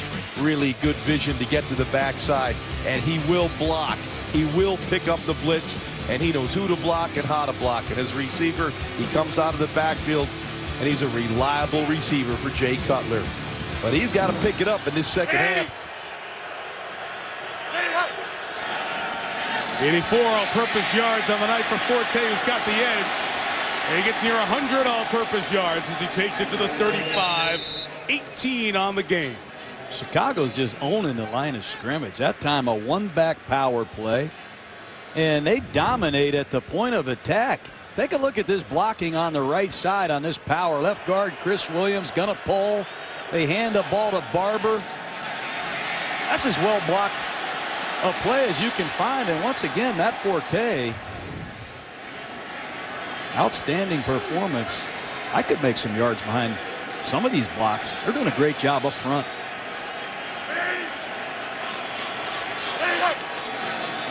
Right back to it. It's working at Forte with Roberto Garza, the center, leading the way. Lost, moved down. He's down. Ball spits out, but you see demonstrative signal from the official that Forte was down after a gain of 6. And Asante Samuel coming out of the pile yelling at Andy Reid to challenge. Trent Cole was the guy who came over. Clearly out. That angle was not shown on the board here, and Andy Reid now throws the challenge flag before Cutler could get the snap off. Andy Reid is not a guy that challenges a lot, but he got that one in just in time. Now the next question is going to be, do you have a clear recovery to give the ball back to Philadelphia? Once you get a fumble in that situation, when the whistle blows, you need to see via replay. Philadelphia is challenging the ruling on the field. A clear recovery by the Eagles. So an Eagle challenge coming up. Be right back. Andy Reid, as mentioned before, rarely challenges, has here. And this one looks like a clear fumble. And then next, and Matt Forte rarely fumbles. He had one on a reception in the first half and then fumbles here. Determination as he's in the air. There's the ball moving and coming out. He's not down yet. No body part down. So the ball is out. Now the next thing you need to look for, is there a clear recovery? That angle, it looks like his knee's coming down, but from the other angle, you saw the ball spitting out. Now, is there a recovery? Here's Mike Patterson, 98 of the Eagles going after the ball. And that glove, that white hand on the glove there, you see belongs to Patterson. He falls on the ball. After reviewing the play, the runner lost possession of the ball prior to hitting the ground. The ball was clearly recovered by Philadelphia. Philadelphia's ball. 1st and 10 on the 41-yard line. Please reset the game clock to 6:45. Go ahead, Asante. Now you can go. 6:45 on the game clock. Eagle first down. Eagles get the turnover, and Matt Forte fumbles twice. Hasn't happened since the opener last year. Guys, this is like Jacksonville, where Maurice Jones-Drew never fumbles, and we saw him fumble 4 times that night. Yeah, well, the first one was returned for a touchdown. This one sets Philadelphia up in a 17-17 game. He better get that solved in a hurry. Real quick.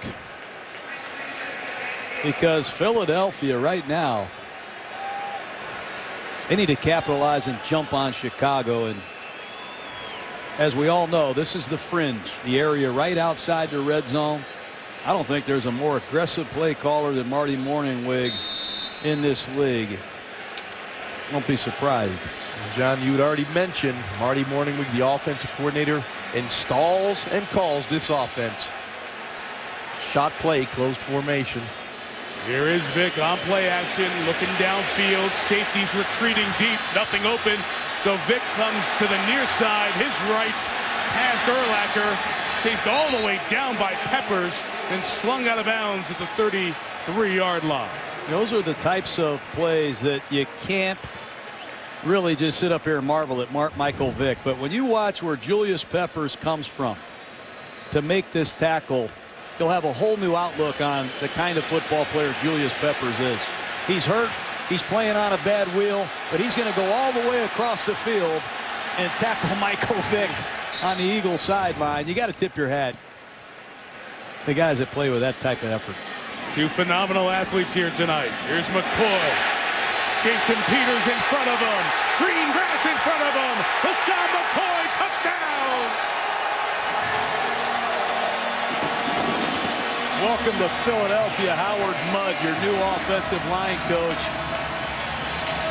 Blazing speed. Nick Roach thought he had him in the backfield. No chance. The explosiveness of LaShawn McCoy. You'll see it right there. Roach thought he had to tackle. Peters out in front. Touchdown, Philadelphia. This is what they are all about. Explosive plays. No one has an answer for this play. No. You got to really, if you're another coach in the league, you draw this play up and put it in your offense and have it ready this week. LaShawn McCoy has really shown his stuff, but that play, that slow developing draw, has been unbelievable for the Eagles. Well, and McCoy did a heck of a job. I mean, Roach is right in the lane, and he whiffs on him. The delay was waiting, and confirmation came down that it was a clear touchdown. Henry adds the extra point. The Eagles were down 10-0 with about 2:15 left in the second quarter. And what a turnaround. Phillies now on top, 24-17. Every Eagle game this year, LaShawn McCoy scored a touchdown. That's 8 in a row. It ties the franchise record for most consecutive games with a score. Steve Van Buren did it. LaShawn McCoy, some of the science behind his ability. His top speed is 22 miles an hour. That's about 10% faster than a guy like Urlacher, an elite linebacker. So when he's weaving through traffic, see those quick steps? You can clock him at 5 steps in a half second. And what does that do? It sets up that next burst, the 90-degree cut, and he can accelerate to 60% of his top speed in less than 0.25 of a second. So those quick, rapid, dynamic cuts set McCoy apart and has broken a lot of those touchdown runs, including that 33-yarder to give the Eagles the lead. Yeah, we can simplify that. He's fast. The Eagles have scored 24 points in 11 minutes and 12 seconds. Johnny Knox had trouble with that. And the kickoff coverage from Philadelphia has been great tonight. McCoy has been terrific tonight. You talk about lateral agility. You can't stop this guy. He's got all the moves you could possibly want. A lot of tackling of air when the ball is in the hands of LaShawn McCoy. If you're a defensive guy, how do you bring him down? Speed, quickness, lateral agility, vision. He has it all, and he's just heating up. There's a flag on that kickoff for a block in the back on the Bears, so it brings it all the way back. This drive is going to start around the 6-yard line. Those 2 fumbles by Forte have resulted in Philly touchdowns and turn up the volume on the Eagles crowd here. And this defensive line needs to get off and get after Jay Cutler. Momentum on your side. Crowd in the game. Tap at the bottom of the screen. Ram at the top.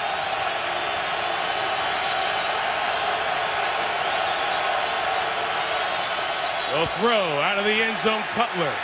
Nothing open. A lot of space. Now he fires a shot for Roy Williams. Oh, he had it in his hands and couldn't get it as he was bumped by Kurt Coleman, chasing him all the way down. I think Roy Williams needs to make that catch. I don't know if you can throw a ball any better than Jay Cutler just threw it on his own goal line. It's going to be across the field post route by Roy Williams. He sees Cutler in trouble. I think this ball hits Roy right in the hands. Right through. Coleman is there in his way, but you put it there, you got to hold on.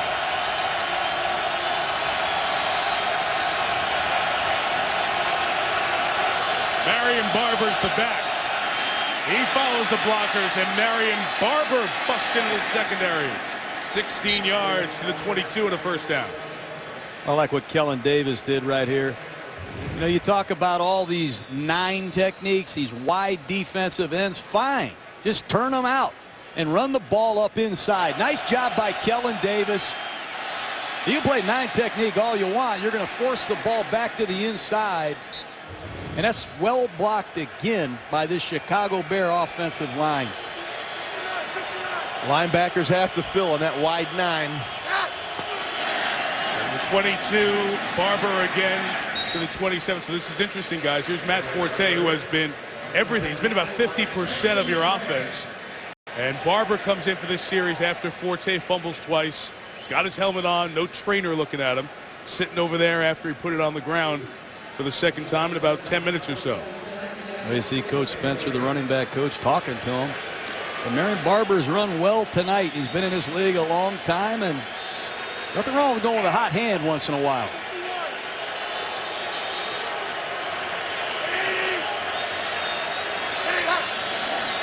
Carry number 6 for Barber. Gonna lose 3. Derek Landry out of Notre Dame. Well, Derek Landry is in that rotation of the defensive line for the Eagles. You'll see him 20-25 snaps a game, but he was very effective on that play. You want to stop the run, penetrate. That's what Landry did.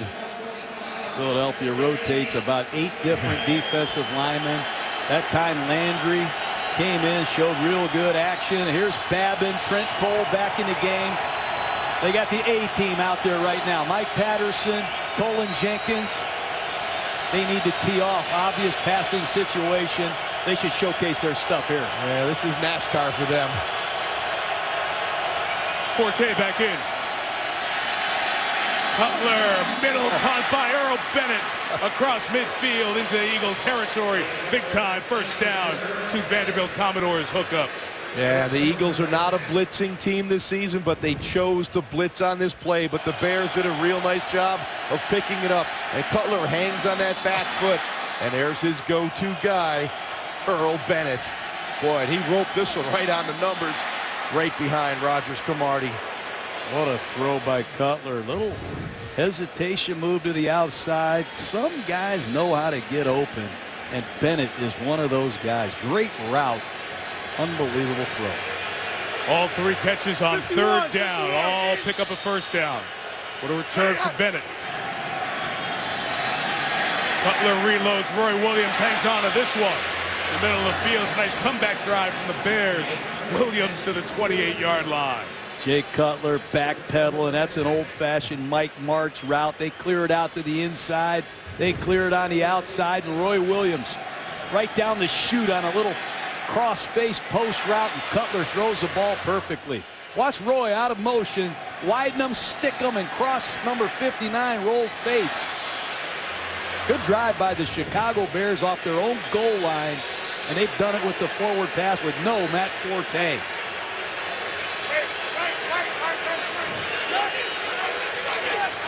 Play clock at 4, 3, timeout Chicago. The team that's taken the most first and third quarter timeouts in the NFL with another one. Quarterbacks Jay Cutler and Michael Vick head-to-head here tonight. There's been good defensive efforts at times on both sides, but opportunistic. An Eagles turnover on a fumble punt by Deshaun Jackson, and Cutler got him in the end zone, and Michael Vick using the running game with LaShawn McCoy to take advantage of a Matt Forte fumble for the latest score. Eagles have rallied from down 10 to take a 7-point lead, and Cutler trying to respond with a drive that started back at their own 6. And Marion Barber twists and turns for just under 3 yards. I still think it's big news, Mike, that Forte is on the sideline. Here he comes. Well, you watch Marion Barber, and every run ends with a collision. Forte, a strong night, except for the 2 fumbles, and boy, they hurt. One after a pass was caught inside the 2-minute mark, turned into a touchdown on a recovery and return by Brian Roll. And the one of the most recent drive, McCoy brought in a couple of plays later for a touchdown. Here's Forte shaking. Got close to the 20, and every Eagles pulling at the ball as his forward progress will bring up third and about 1.5 yards. You know, sometimes you're in the meetings with your players and you stop the projector and you say, excuse me, Matt, that was one of the best runs I've seen. Watch this, a double A gap blitz. I don't think they block very many people, but Forte squirms out of here. I don't know how he sees these cuts. You got to tip your hat to this kid, Forte. He's got tremendous vision and elusiveness, and it sets up a huge 3rd down and just outside of the yard.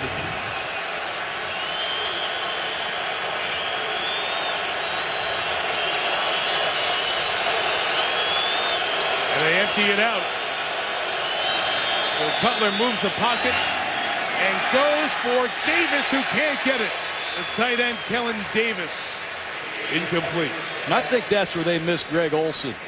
They had an outstanding down the field receiver last year in Olsen, who went to Carolina. Watch 87 Davis. I think he's got a chance to play this ball. Just slightly overthrown, but I think they really missed the presence of Greg Olsen, who caught a lot of touchdown passes for these Chicago Bears. Robbie Gould, good earlier from 51, can pass Walter Payton, second all-time on the points scored list for the Bears.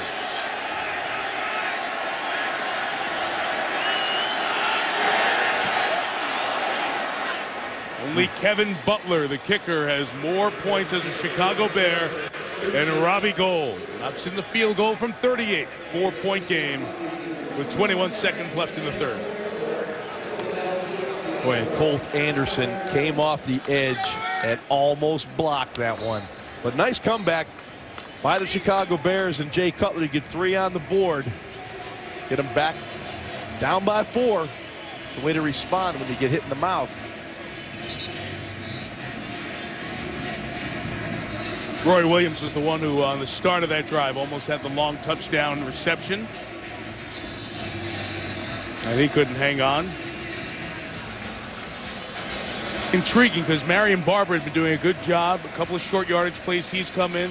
It's been solid, but they go to Forte there and throw a pass that's incomplete, but they get the field goal. Well, Jay Cutler rebounded very nicely on that drive. You know, I thought in that first half, although he made a couple really good throws, he had missed some throws. Came back in that drive and put it on the money. Although he did miss, Kellen Davis on a little bow out, maybe a little better throw, would have had the first down. Chicago's got to play some defense here. They need a good coverage down here. They need to stop. A couple of long kickoffs here. A couple of touchbacks to goal here in this second and third quarter. Oh, linebacker Lance Briggs has had a great night tonight. Let's just show you a couple clips earlier in the game. Watch Lance Briggs see the ball thrown in a flat, change direction, and then go punish Brent Selleck on the sideline. I love it. Here he is, Lance Briggs. He sees the ball away. Wow, great instincts, explosive hitter. Here he is running down Michael Vick, forcing an incomplete pass. Done it a long time and done it great. Vick and the Eagles offense from the 20. Slipping it out to Brent Selleck. Busy and productive tonight. Gain of 6. There's Briggs again. Briggs again. It's great design. These screens are well designed by Philadelphia. They really put these linebackers in vulnerable positions, but they're quick to recognize, and when they get there, they hit. Both guys a long time together, still at a high level. Both have been defensive players of the week already this season. Up we go to the fourth quarter from Philadelphia. And the Eagles lead by 4. We can beat you with our speed, We can beat you with our strength, with our mind, with our effort, skill, will, precision, intimidation, our season. on the line. Bears, Eagles. Monday Night Football. Those two guys among the stars that are shining here tonight in Philadelphia, quarter 4. with the Eagles on top by 4, trying to even their record at 4-4. Mike Tirico, John Gruden, Ron Jaworski, Susie Culber on the sideline. Beautiful night here in Philadelphia, and a big pressure quarter coming up for these Stars and their teams.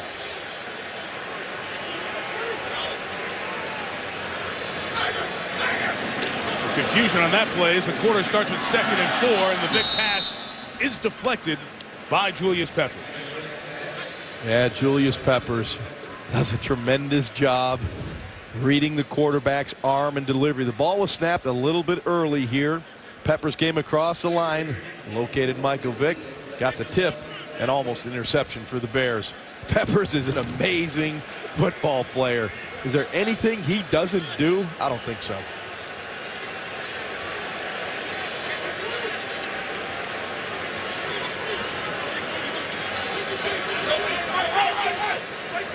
See the Bears defensive line changing what they're going to do by the Eagles movement on 3rd and 4. Vick loads up, incomplete, as Deshaun Jackson was coming across the middle, one step away from the catch. And I love what Chris Conte did here. He backed off. He was coming in, zeroing in on Jackson. You'll see this throw. You'll see the middle center fielder, Chris Conte. Vick moves and makes this throw. The ball is by him, and he pulls off. That is good discipline. Also like to see Jackson make that catch. You're going to go inside. We saw Macklin drop one earlier in the game. You want to go inside. You got to catch that ball away from your body. Big stop by the Bears defense. Watch out for Hester. And Evan Hester back. Chris Henry with the kick. Good hang time on this one. Hester awaits the 30, 44-yard kick. Okay. Hester down the right side at the 40. Weaving through near midfield as he's brought down. The Bears, who had a great fake punt earlier this year, had a player on the opposite side to try to draw some attention away from Hester, which is hard to do.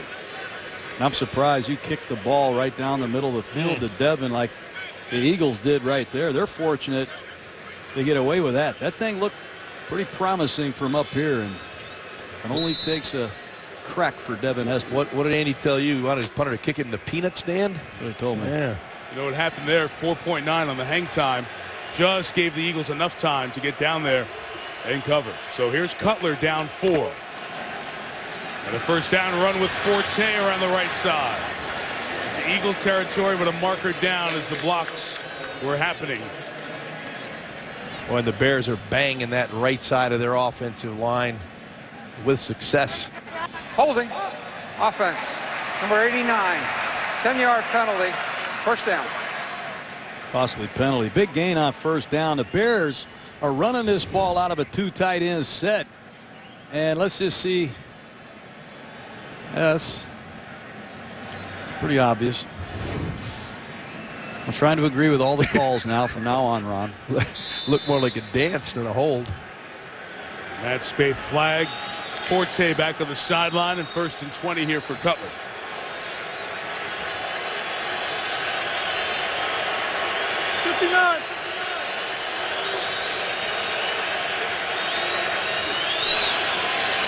Babin came off the edge, coming back at Cutler. It's not a sack because he wasn't put down by an Eagle, so he's able to get up and throw it to Barber, who got most of the penalty yardage back. Jay Cutler. Look at him laughing. I tell you. He does. We had him in Detroit a few weeks ago, and he didn't plant his back foot one time. Look at tonight. You'll see this pressure. Steps up in the pocket. No one open. Falls down. Gets back up. Finds Barber out in the flat. Cutler has his own playbook of ridiculous fundamentals. He does things differently than anybody in football. What great awareness to find Barber. Got 8 out of that. Forte is back in the backfield. Earl Bennett on that left side is a first down and more. Earl Bennett's return to this offense is something Jay Cutler loves, to the 31-yard line. Well, Nnamdi Asamoah had to blow the coverage. You don't turn a flat route loose like that. Just a simple slot combination. They're just going to run right into the flat. I don't know if it's the corner or the nickel back, but that is a coverage bust. Too easy for Earl Bennett. There's nobody there.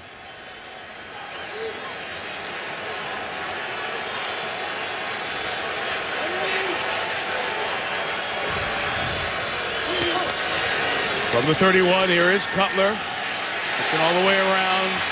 Shovels it out to Hester. And Devin Hester on the edge in space for the first down and a gain of 11. And a flag comes down at the back end of the play. John, you said it. Cutler's got his own playbook. There's a late hit here. Might be on tap number 55. Personal foul. Late hit. Number 55. Half the distance to the goal. First down. Look at the penalty. Tap. Going after Hester. Yeah, that's a late hit. But that time, Jay Cutler's faking a quick screen, and he's throwing a double move down the field. Nobody's open. He flips the ball backwards like a lateral to Hester, who has no business catching that ball. This Cutler, he is something. He has ice water in his veins. They got a chance to take the lead right here. First and goal.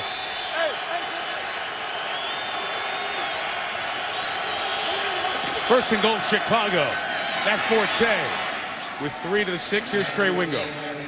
Michael, sad news to report that will certainly resonate in the city of brotherly love. Philadelphia's own Joe Frazier, former heavyweight champ, has passed away from cancer at the age of 67. Fought Muhammad Ali 3 times. The fight of the century in 1971 handed Ali his first ever loss. Joe Frazier gone at 67. Guys. Battle with liver cancer. One of the greats of all time. Very sad news. Very sad news. An icon in this city. Sure was.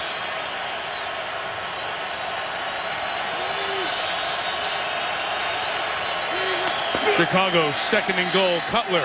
End zone. Earl Bennett. Touchdown. Chicago Bears take the lead. This Jay Cutler, look at him.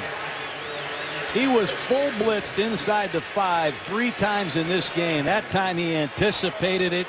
He knew exactly where to go with the football, and he throws a perfect rope to his best buddy, Earl Bennett, who's just fading toward the back pylon. No idea what Asante Samuel's doing. Exactly why. He's 5 yards deep and 3 yards inside. I mean, it's a layup throw for Jay Cutler. Score is confirmed, and you said it, his best buddy. When Earl Bennett was coming out of Vanderbilt, Jay Cutler was already with the Denver Broncos. Jay went back to Nashville to be the quarterback for Earl Bennett's pro day, to let all the scouts get a look at him. The Bears take him, and who would have known? He ends up with the Bears. They hook up for a touchdown, and Chicago has taken the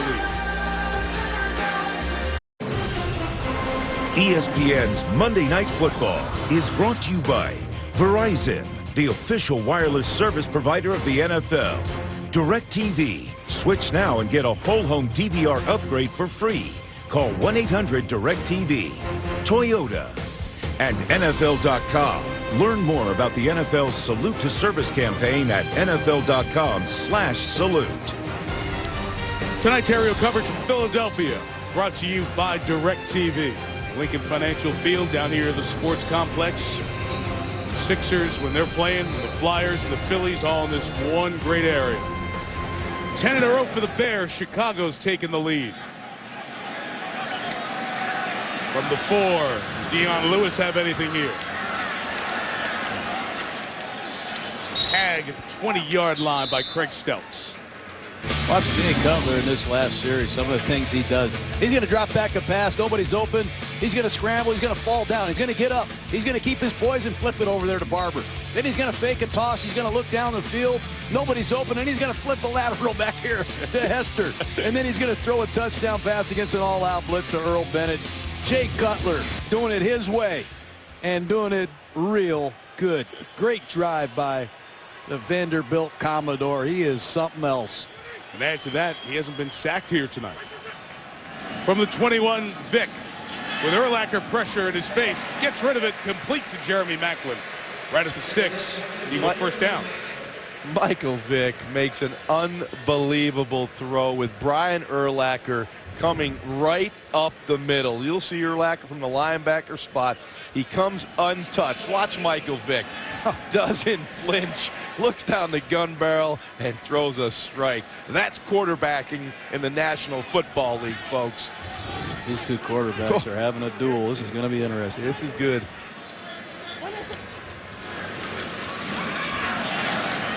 Screening it out to McCoy. to the 44-yard line. Now the first down for Philadelphia, gain of 13. It's these screens. I mean, Andy Reid, Marty Morningwig, they're going to fake the ball to LaShawn McCoy, and then Vic's going to look like he's going to throw a bomb to his left. But they throw the screen back to the right to McCoy with blockers in front. And if you get LaShawn McCoy in the open air, we'll be here all night showing you highlight reels. What design by these Eagle coaches. I like these screens.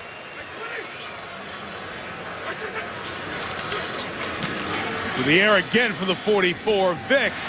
Deshaun Jackson ruled a catch. Got them both down, they say. Yeah, it's about time we got Deshaun Jackson in this game. He's going to come off the ball. Jennings is going to be in a run-out technique. Watch Jackson come out of his break, snatch it in his hands, and get both feet in. Good work. Tap, tap. Very nice.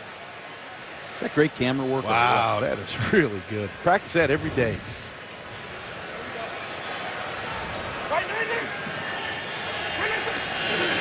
The 44, Bears bring pressure. McCoy is stuffed. He ran right into Israel and Donijay. There's that sprint draw. They might have gone to the well one too many times. Lovie Smith, these Bears say, you ain't going to get us again. Right to your left side. Peters swats and goes, and Israel at Donijay. Here's some real speed. I felt that one up here. Wow. Line. Boys 75 rushing yards tonight. After the loss of 4, Vic gets it back and then some with Jason Avant. The 42-yard line. Avant in a little hot water this week. Talking about people jumping on the bandwagon here in town. And some of the fans said they would boo him after he made his first catch. Got a mixed reception after his second catch of the night there. Well, they're playing cat and mouse right now with Brian Urlacher. Sometimes he runs out of there and they play Tampa 2 and they throw the ball in front of him. The next time Urlacher's baiting Michael Vick. Look at these two veteran players going after each other. Vick and Urlacher. 3rd and 6. Vic trying to escape. Has time. Oh, he threw an interception to DJ Moore, but Moore dropped it. But Julius Peppers made the play. He did not allow Michael Vick to get to the outside and run for the first down. He forced him to throw back. You'll see here Michael gets to the outside. Here comes Julius Peppers tracking him down, forces the throw. Urlacher with his pressure. Reading, dropping, eyes on the quarterback in their zone defense. Nice job by the Bears defense. Oh, a fake and a pass wide open but short on the pass to Colt Anderson. Colt Anderson was wide open and the punter Chaz Henry couldn't get it to him. Bears take over at the 42. Nobody was out here and all of a sudden Corey Graham tries to react. The ball was 4 yards short from the rookie punter, and Chicago's got the ball in good field position. Florida, Chaz Henry, who was a terrific athlete. They said he was a recruitable quarterback. He was such a good athlete when he came to college, and that time saw a golden opportunity but came up short on the pass. And the Bears get great field position, and now from the 42, Cutler nowhere to go for his tight end as Kellen Davis was erased by Moses Foku.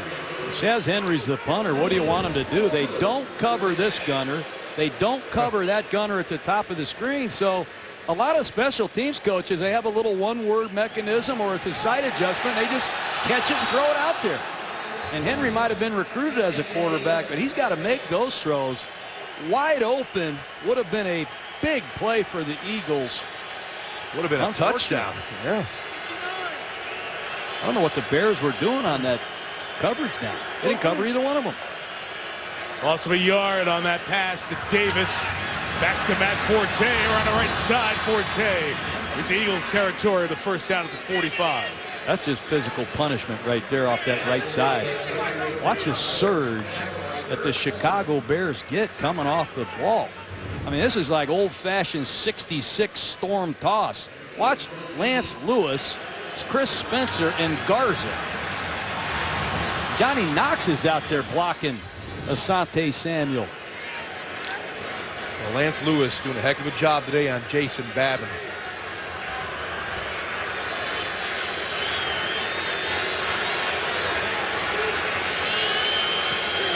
Forte, 131 yards from scrimmage tonight. Got out of that spin tackle. Chased down by the safety, Jaquan Jarrett, but after a gain of 9, what second and third effort from Matt Forte? Watch Trent Cole on the backside. I mean, I don't know how Forte gets out of this. He's going to bounce this all the way backside, break a tackle, spin, and then carry number 26, Jaquan Jarrett. Look at Trent Cole. This Matt Forte can make you look bad, Mike. Both running backs tonight have been explosive. Fun to watch. Forte's total, he averages 156 per game in total yards from scrimmage. He's at 140. Past the halfway point of the fourth quarter, a 2nd and 1 run, and the Eagles won the line of scrimmage at Marion Barber's stop to a 3rd and a little bit longer. Here comes Landry and Laws. Philadelphia continues to rotate defensive linemen. Out comes Jenkins, out comes Patterson. Devin Hester got hurt in that scrum there, John, and Hester hobbling off, not putting any weight on that left leg. That was a big stop there on 2nd down to force a 3rd and 2. You'll see Hester here coming inside to make his block, and he just goes down. Yeah, it's not a good sign. They look at Hester, 3rd and 2. Barber the back. Earl Bennett's been Mr. 3rd down. His orange shoes in motion. He's taken away, so Cutler reloads and finds Roy Williams for the first down at 23. This guy has been just unbelievable. Jay Cutler. You'll see he's first going to look in the flat with the strong motion from Earl Bennett as he comes across the field. Now there's the pressure all inside. Bennett comes out. Cutler looks for the quick pass, doesn't take it, but buys a little time, drifts back to keep some separation, and makes another ridiculous throw to Roy Williams. You got to give this offensive line credit. I mean, yes. Philadelphia, I circled 5 defensive linemen they brought in. They have not gotten to Jay Cutler yet, and you have to credit this Bears offensive line. Again, play came in late. Lots of looks on that sideline. Jay Cutler's looking back over the sideline, and this has been so often with the Bears. What are you guys doing? Can you get me a play in time? It's just a wry smile of frustration. They were standing in the huddle with 17, 18 seconds on the clock and looking over at Shane Day saying, can I have something, please? At the most critical time in the game, everyone has to be on the same page. Mike Martz, get the play down, the placing in from the sideline. Get to the line of scrimmage, 18, 20 seconds left so the quarterback can survey the field and get into a good play. Hester's injuries causing a little confusion with this receiver group. 2nd and 11. Cutler with Brandon Graham in his face, threw it incomplete and low for Roy Williams. So Graham, first game back, tore his ACL against Dallas last year, had microfracture surgery. Good pressure by the 2010 first-round pick. Well, Hester's injury hurts Chicago. He does things in their playbook that nobody else does. And it does not look like Hester will be back. So Johnny Knox, Sam Hurd, number 81, makes his first appearance on offense. It's a critical 3rd down and 10 situation, really 3rd and 11. And again, there's confusion. And the Eagles call timeout. Just under 5 in the 4th, 3-point lead. The Bears in field goal range. The defending Super Bowl champions, the undefeated Green Bay Packers, and Aaron Rodgers on fire. They host Adrian Peterson, Jared Allen. Minnesota Vikings will be at Lambeau next Monday night, 8:30 Eastern, 7:30 Green Bay time.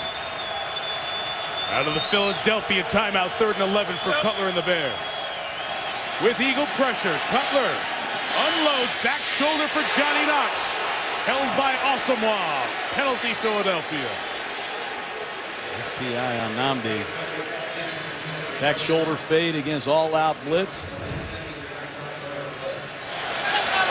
Interference. Defense, number 24. First down. I don't think there's any question about the call. I saw Nnamdi rake Johnny Knox with both arms. Gutsy call by the Eagles. It sets up Chicago now with 1st and goal.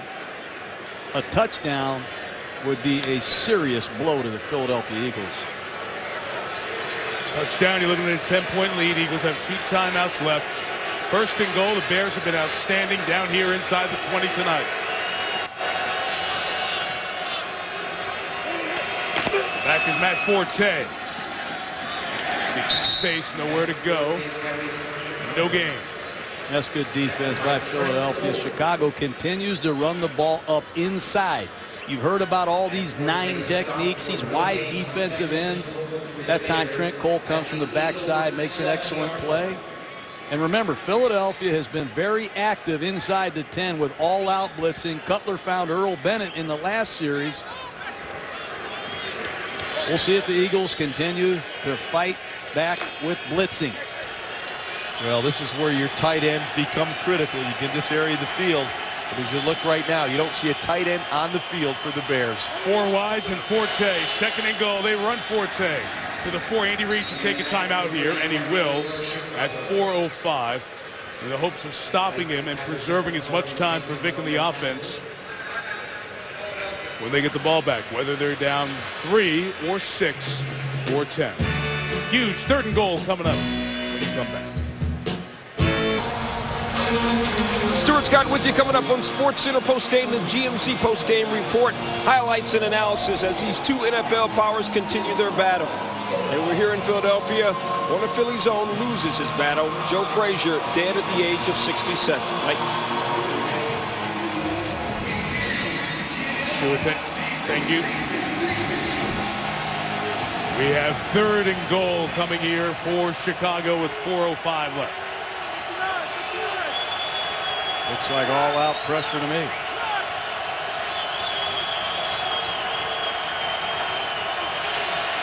Cutler will throw. Pocket collapses. Ball comes out incomplete. Well, that time they did an excellent job, Philadelphia, showing pressure. They bail out of there. They play zone coverage, and they do get to Jay Cutler. Looked like Jason Babin coming off the right side. Watch the linebackers bail out of there. It becomes a zone, and Jason Babin just goes to work on the tight end, number 89, Matt Spaeth. It looks like Cutler and the ball hit Spaeth's shoulder pads on the way up, why it came out so ugly. So a 6-point lead here on the Robbie Gould field goal attempt.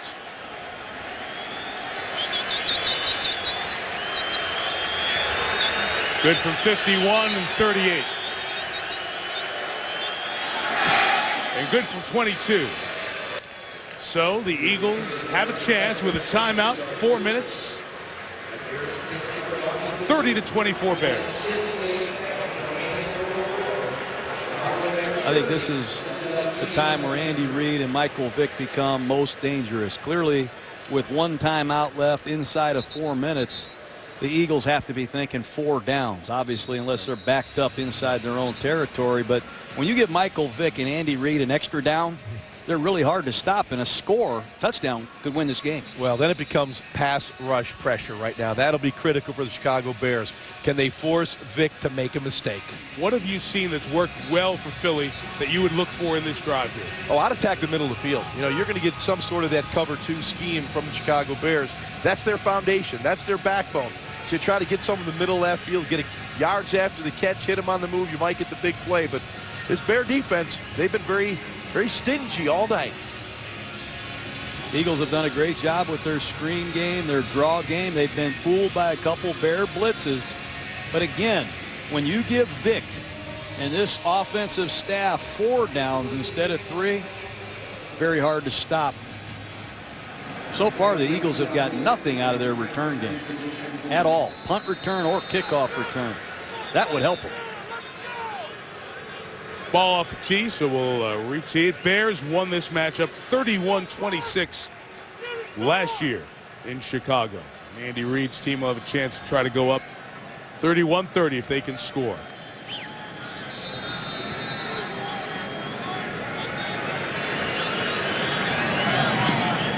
Multiple touchbacks in this game for goal. This one's a high, short tumbler. From the 5, Dion Lewis up the middle of the field. Greg Stelz is there to hit him, along with Brian Ewell, but that's good field position for the Bears at the 37-yard line. So here comes Michael Vick.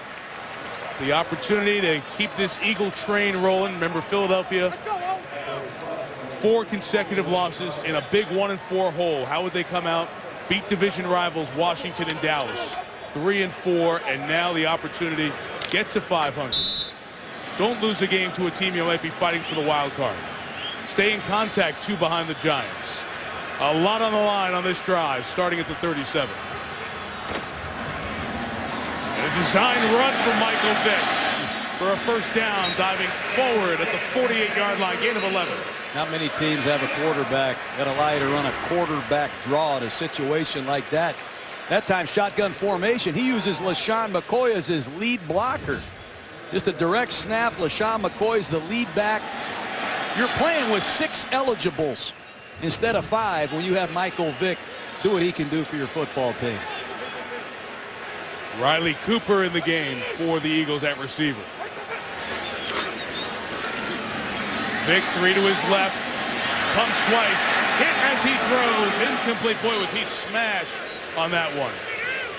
Hit by Adonijah and Peppers. You know, they chipped both of those defensive ends. Andy Reid uses both tight ends to help in pass protection. Vick holds the ball, but watch him get hit. Well, this Adonijah's had a heck of a night tonight. He's a relentless pass rusher. Just stays after it. He's had a number of hits on Vick this evening.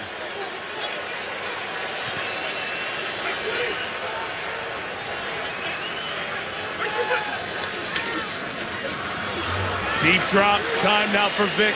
And a shot caught at the 40 by Macklin. First down, Eagles. They get in these tight slot formations. Deshaun Jackson blurs the screen. He clears it out.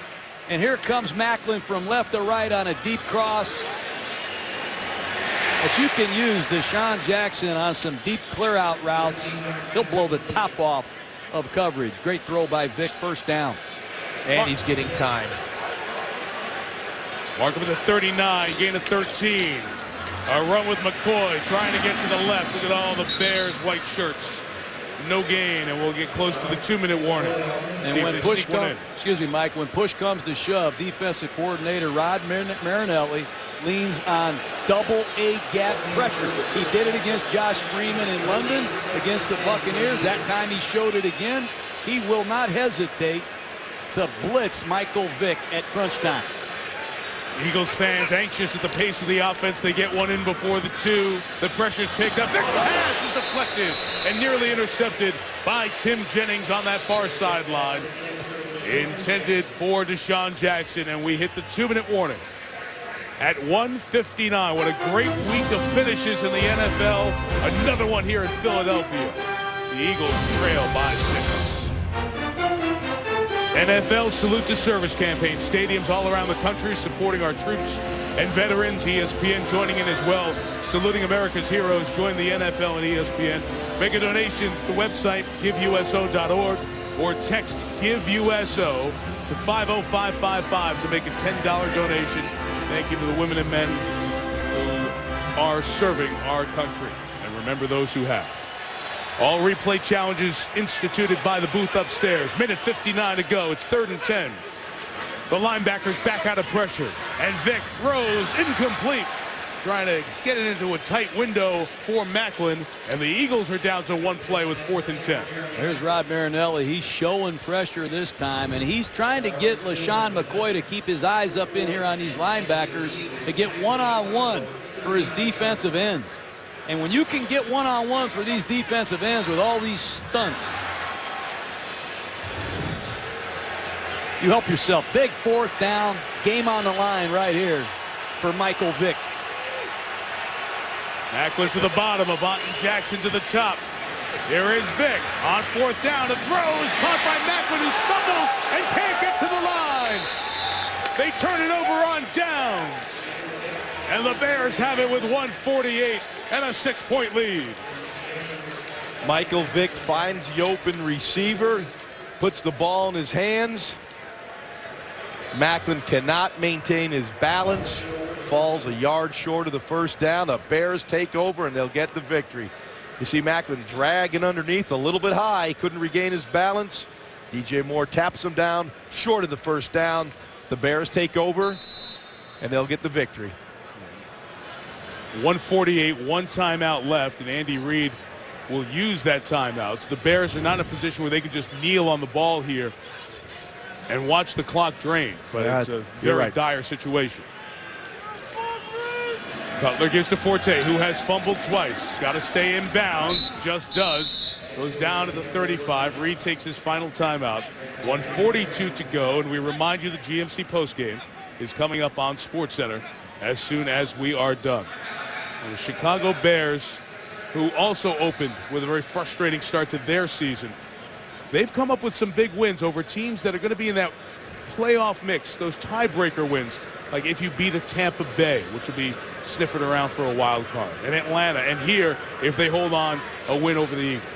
Mike, this if they do get the win, obviously there's $1.42 left here, but if they get this win, to come in here to Philadelphia, who demolished the Dallas Cowboys last week and get a victory, I mean, their confidence has to go through the roof.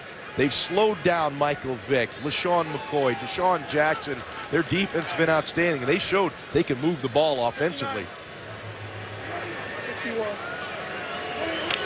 2nd and 6. Here's Forte with a run, spinning. Eagles going after the ball. Clock resets at 1:37. You see that play clock come in, immediately reset at 40. But it's Lovie Smith football. He's a heck of a coach after a bye in his own right. They've done this as a team. They played tremendous team defense. They made an impact play in special teams again on the Deshaun Jackson fumble right before the half. And their offensive line has been outstanding tonight. The Eagles don't have a sack. And I think Jay Cutler's played 39 games or 38 games with the Bears. I think he's been sacked in every game since he's been in Chicago except for one. But one, correct. Milking the clock all the way down. It's 3rd and 2. Cutler gives it to Marion Barber. Pounding forward. Barber is stopped short of the first down. Play clock resets. The Bears will probably use a timeout at the 9-second mark and then punt the ball away. Well, it's desperation block. It's where Bobby April down here, the special teams coach of the Philadelphia Eagles, has to be setting up some kind of a desperation block or a desperation return. Yeah. One of the two. Can you say New York Giants, Deshaun Jackson? The Eagle fans always remember that game in the Meadowlands last year. Matt Dodge, the rookie punter, kicked it to Jackson, who fumbled the handle of the reception, picked it up, got a great block from Jason Avant, took it home for the game-winning punt return for touchdown. Bears take the timeout at 9 seconds left. And Dave Toub, special teams coach for the Bears, getting his guys and their plan going.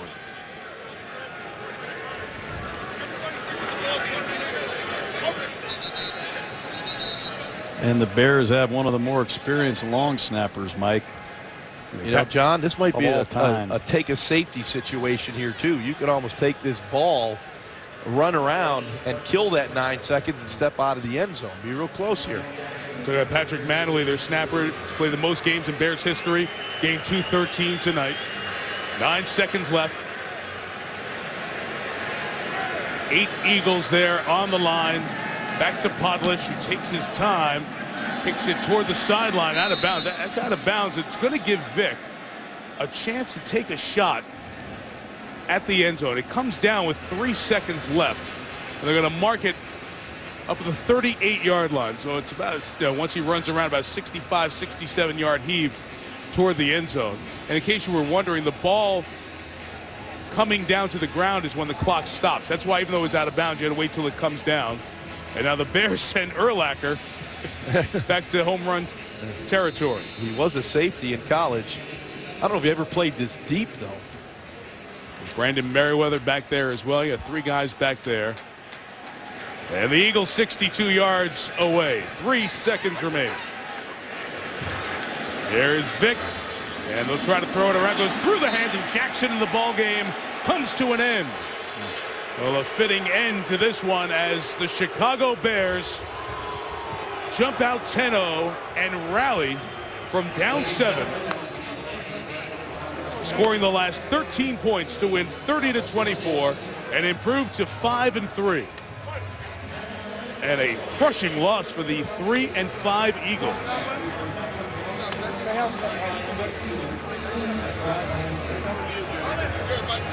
Philadelphia now 3 back in the NFC East. And Jay Cutler and the Bears with a great run. Susie Colbert. Jay, you said you were looking forward to a competitive battle of quarterbacks. What'd you say to Michael Vick? Oh, just tell them to stay healthy. They're a good football team. They got great coaching. They got good players. They'll be fine. What was working so well for you guys tonight? We had a few turnovers there, but we kept battling. Defense did a great job all night, gave us field position, and, we were able to put some points on the board when it counted. What was it like for you to finally have Earl Bennett back? Great. You could see. The production he gives us, he's a safety valve out there. He makes plays after the catch. He's a really good receiver. Congratulations, Jay. Thank you. Susie, the Eagles took a lead into the 4th quarter and blew that lead. It's the 4th time they've done that here in the first half of the season and ties a team record. Chicago 5-3 with a very big victory here, and they see the Lions in a late game next Sunday afternoon. Meantime, the Eagles see the Arizona Cardinals and try to heal the wound. Final score tonight, 30-24 Bears, with John Gruden, Ron Jaworski, Susie Colbert, and our Monday Night team. Mike Tirico, good night from Philadelphia. Here comes SportsCenter.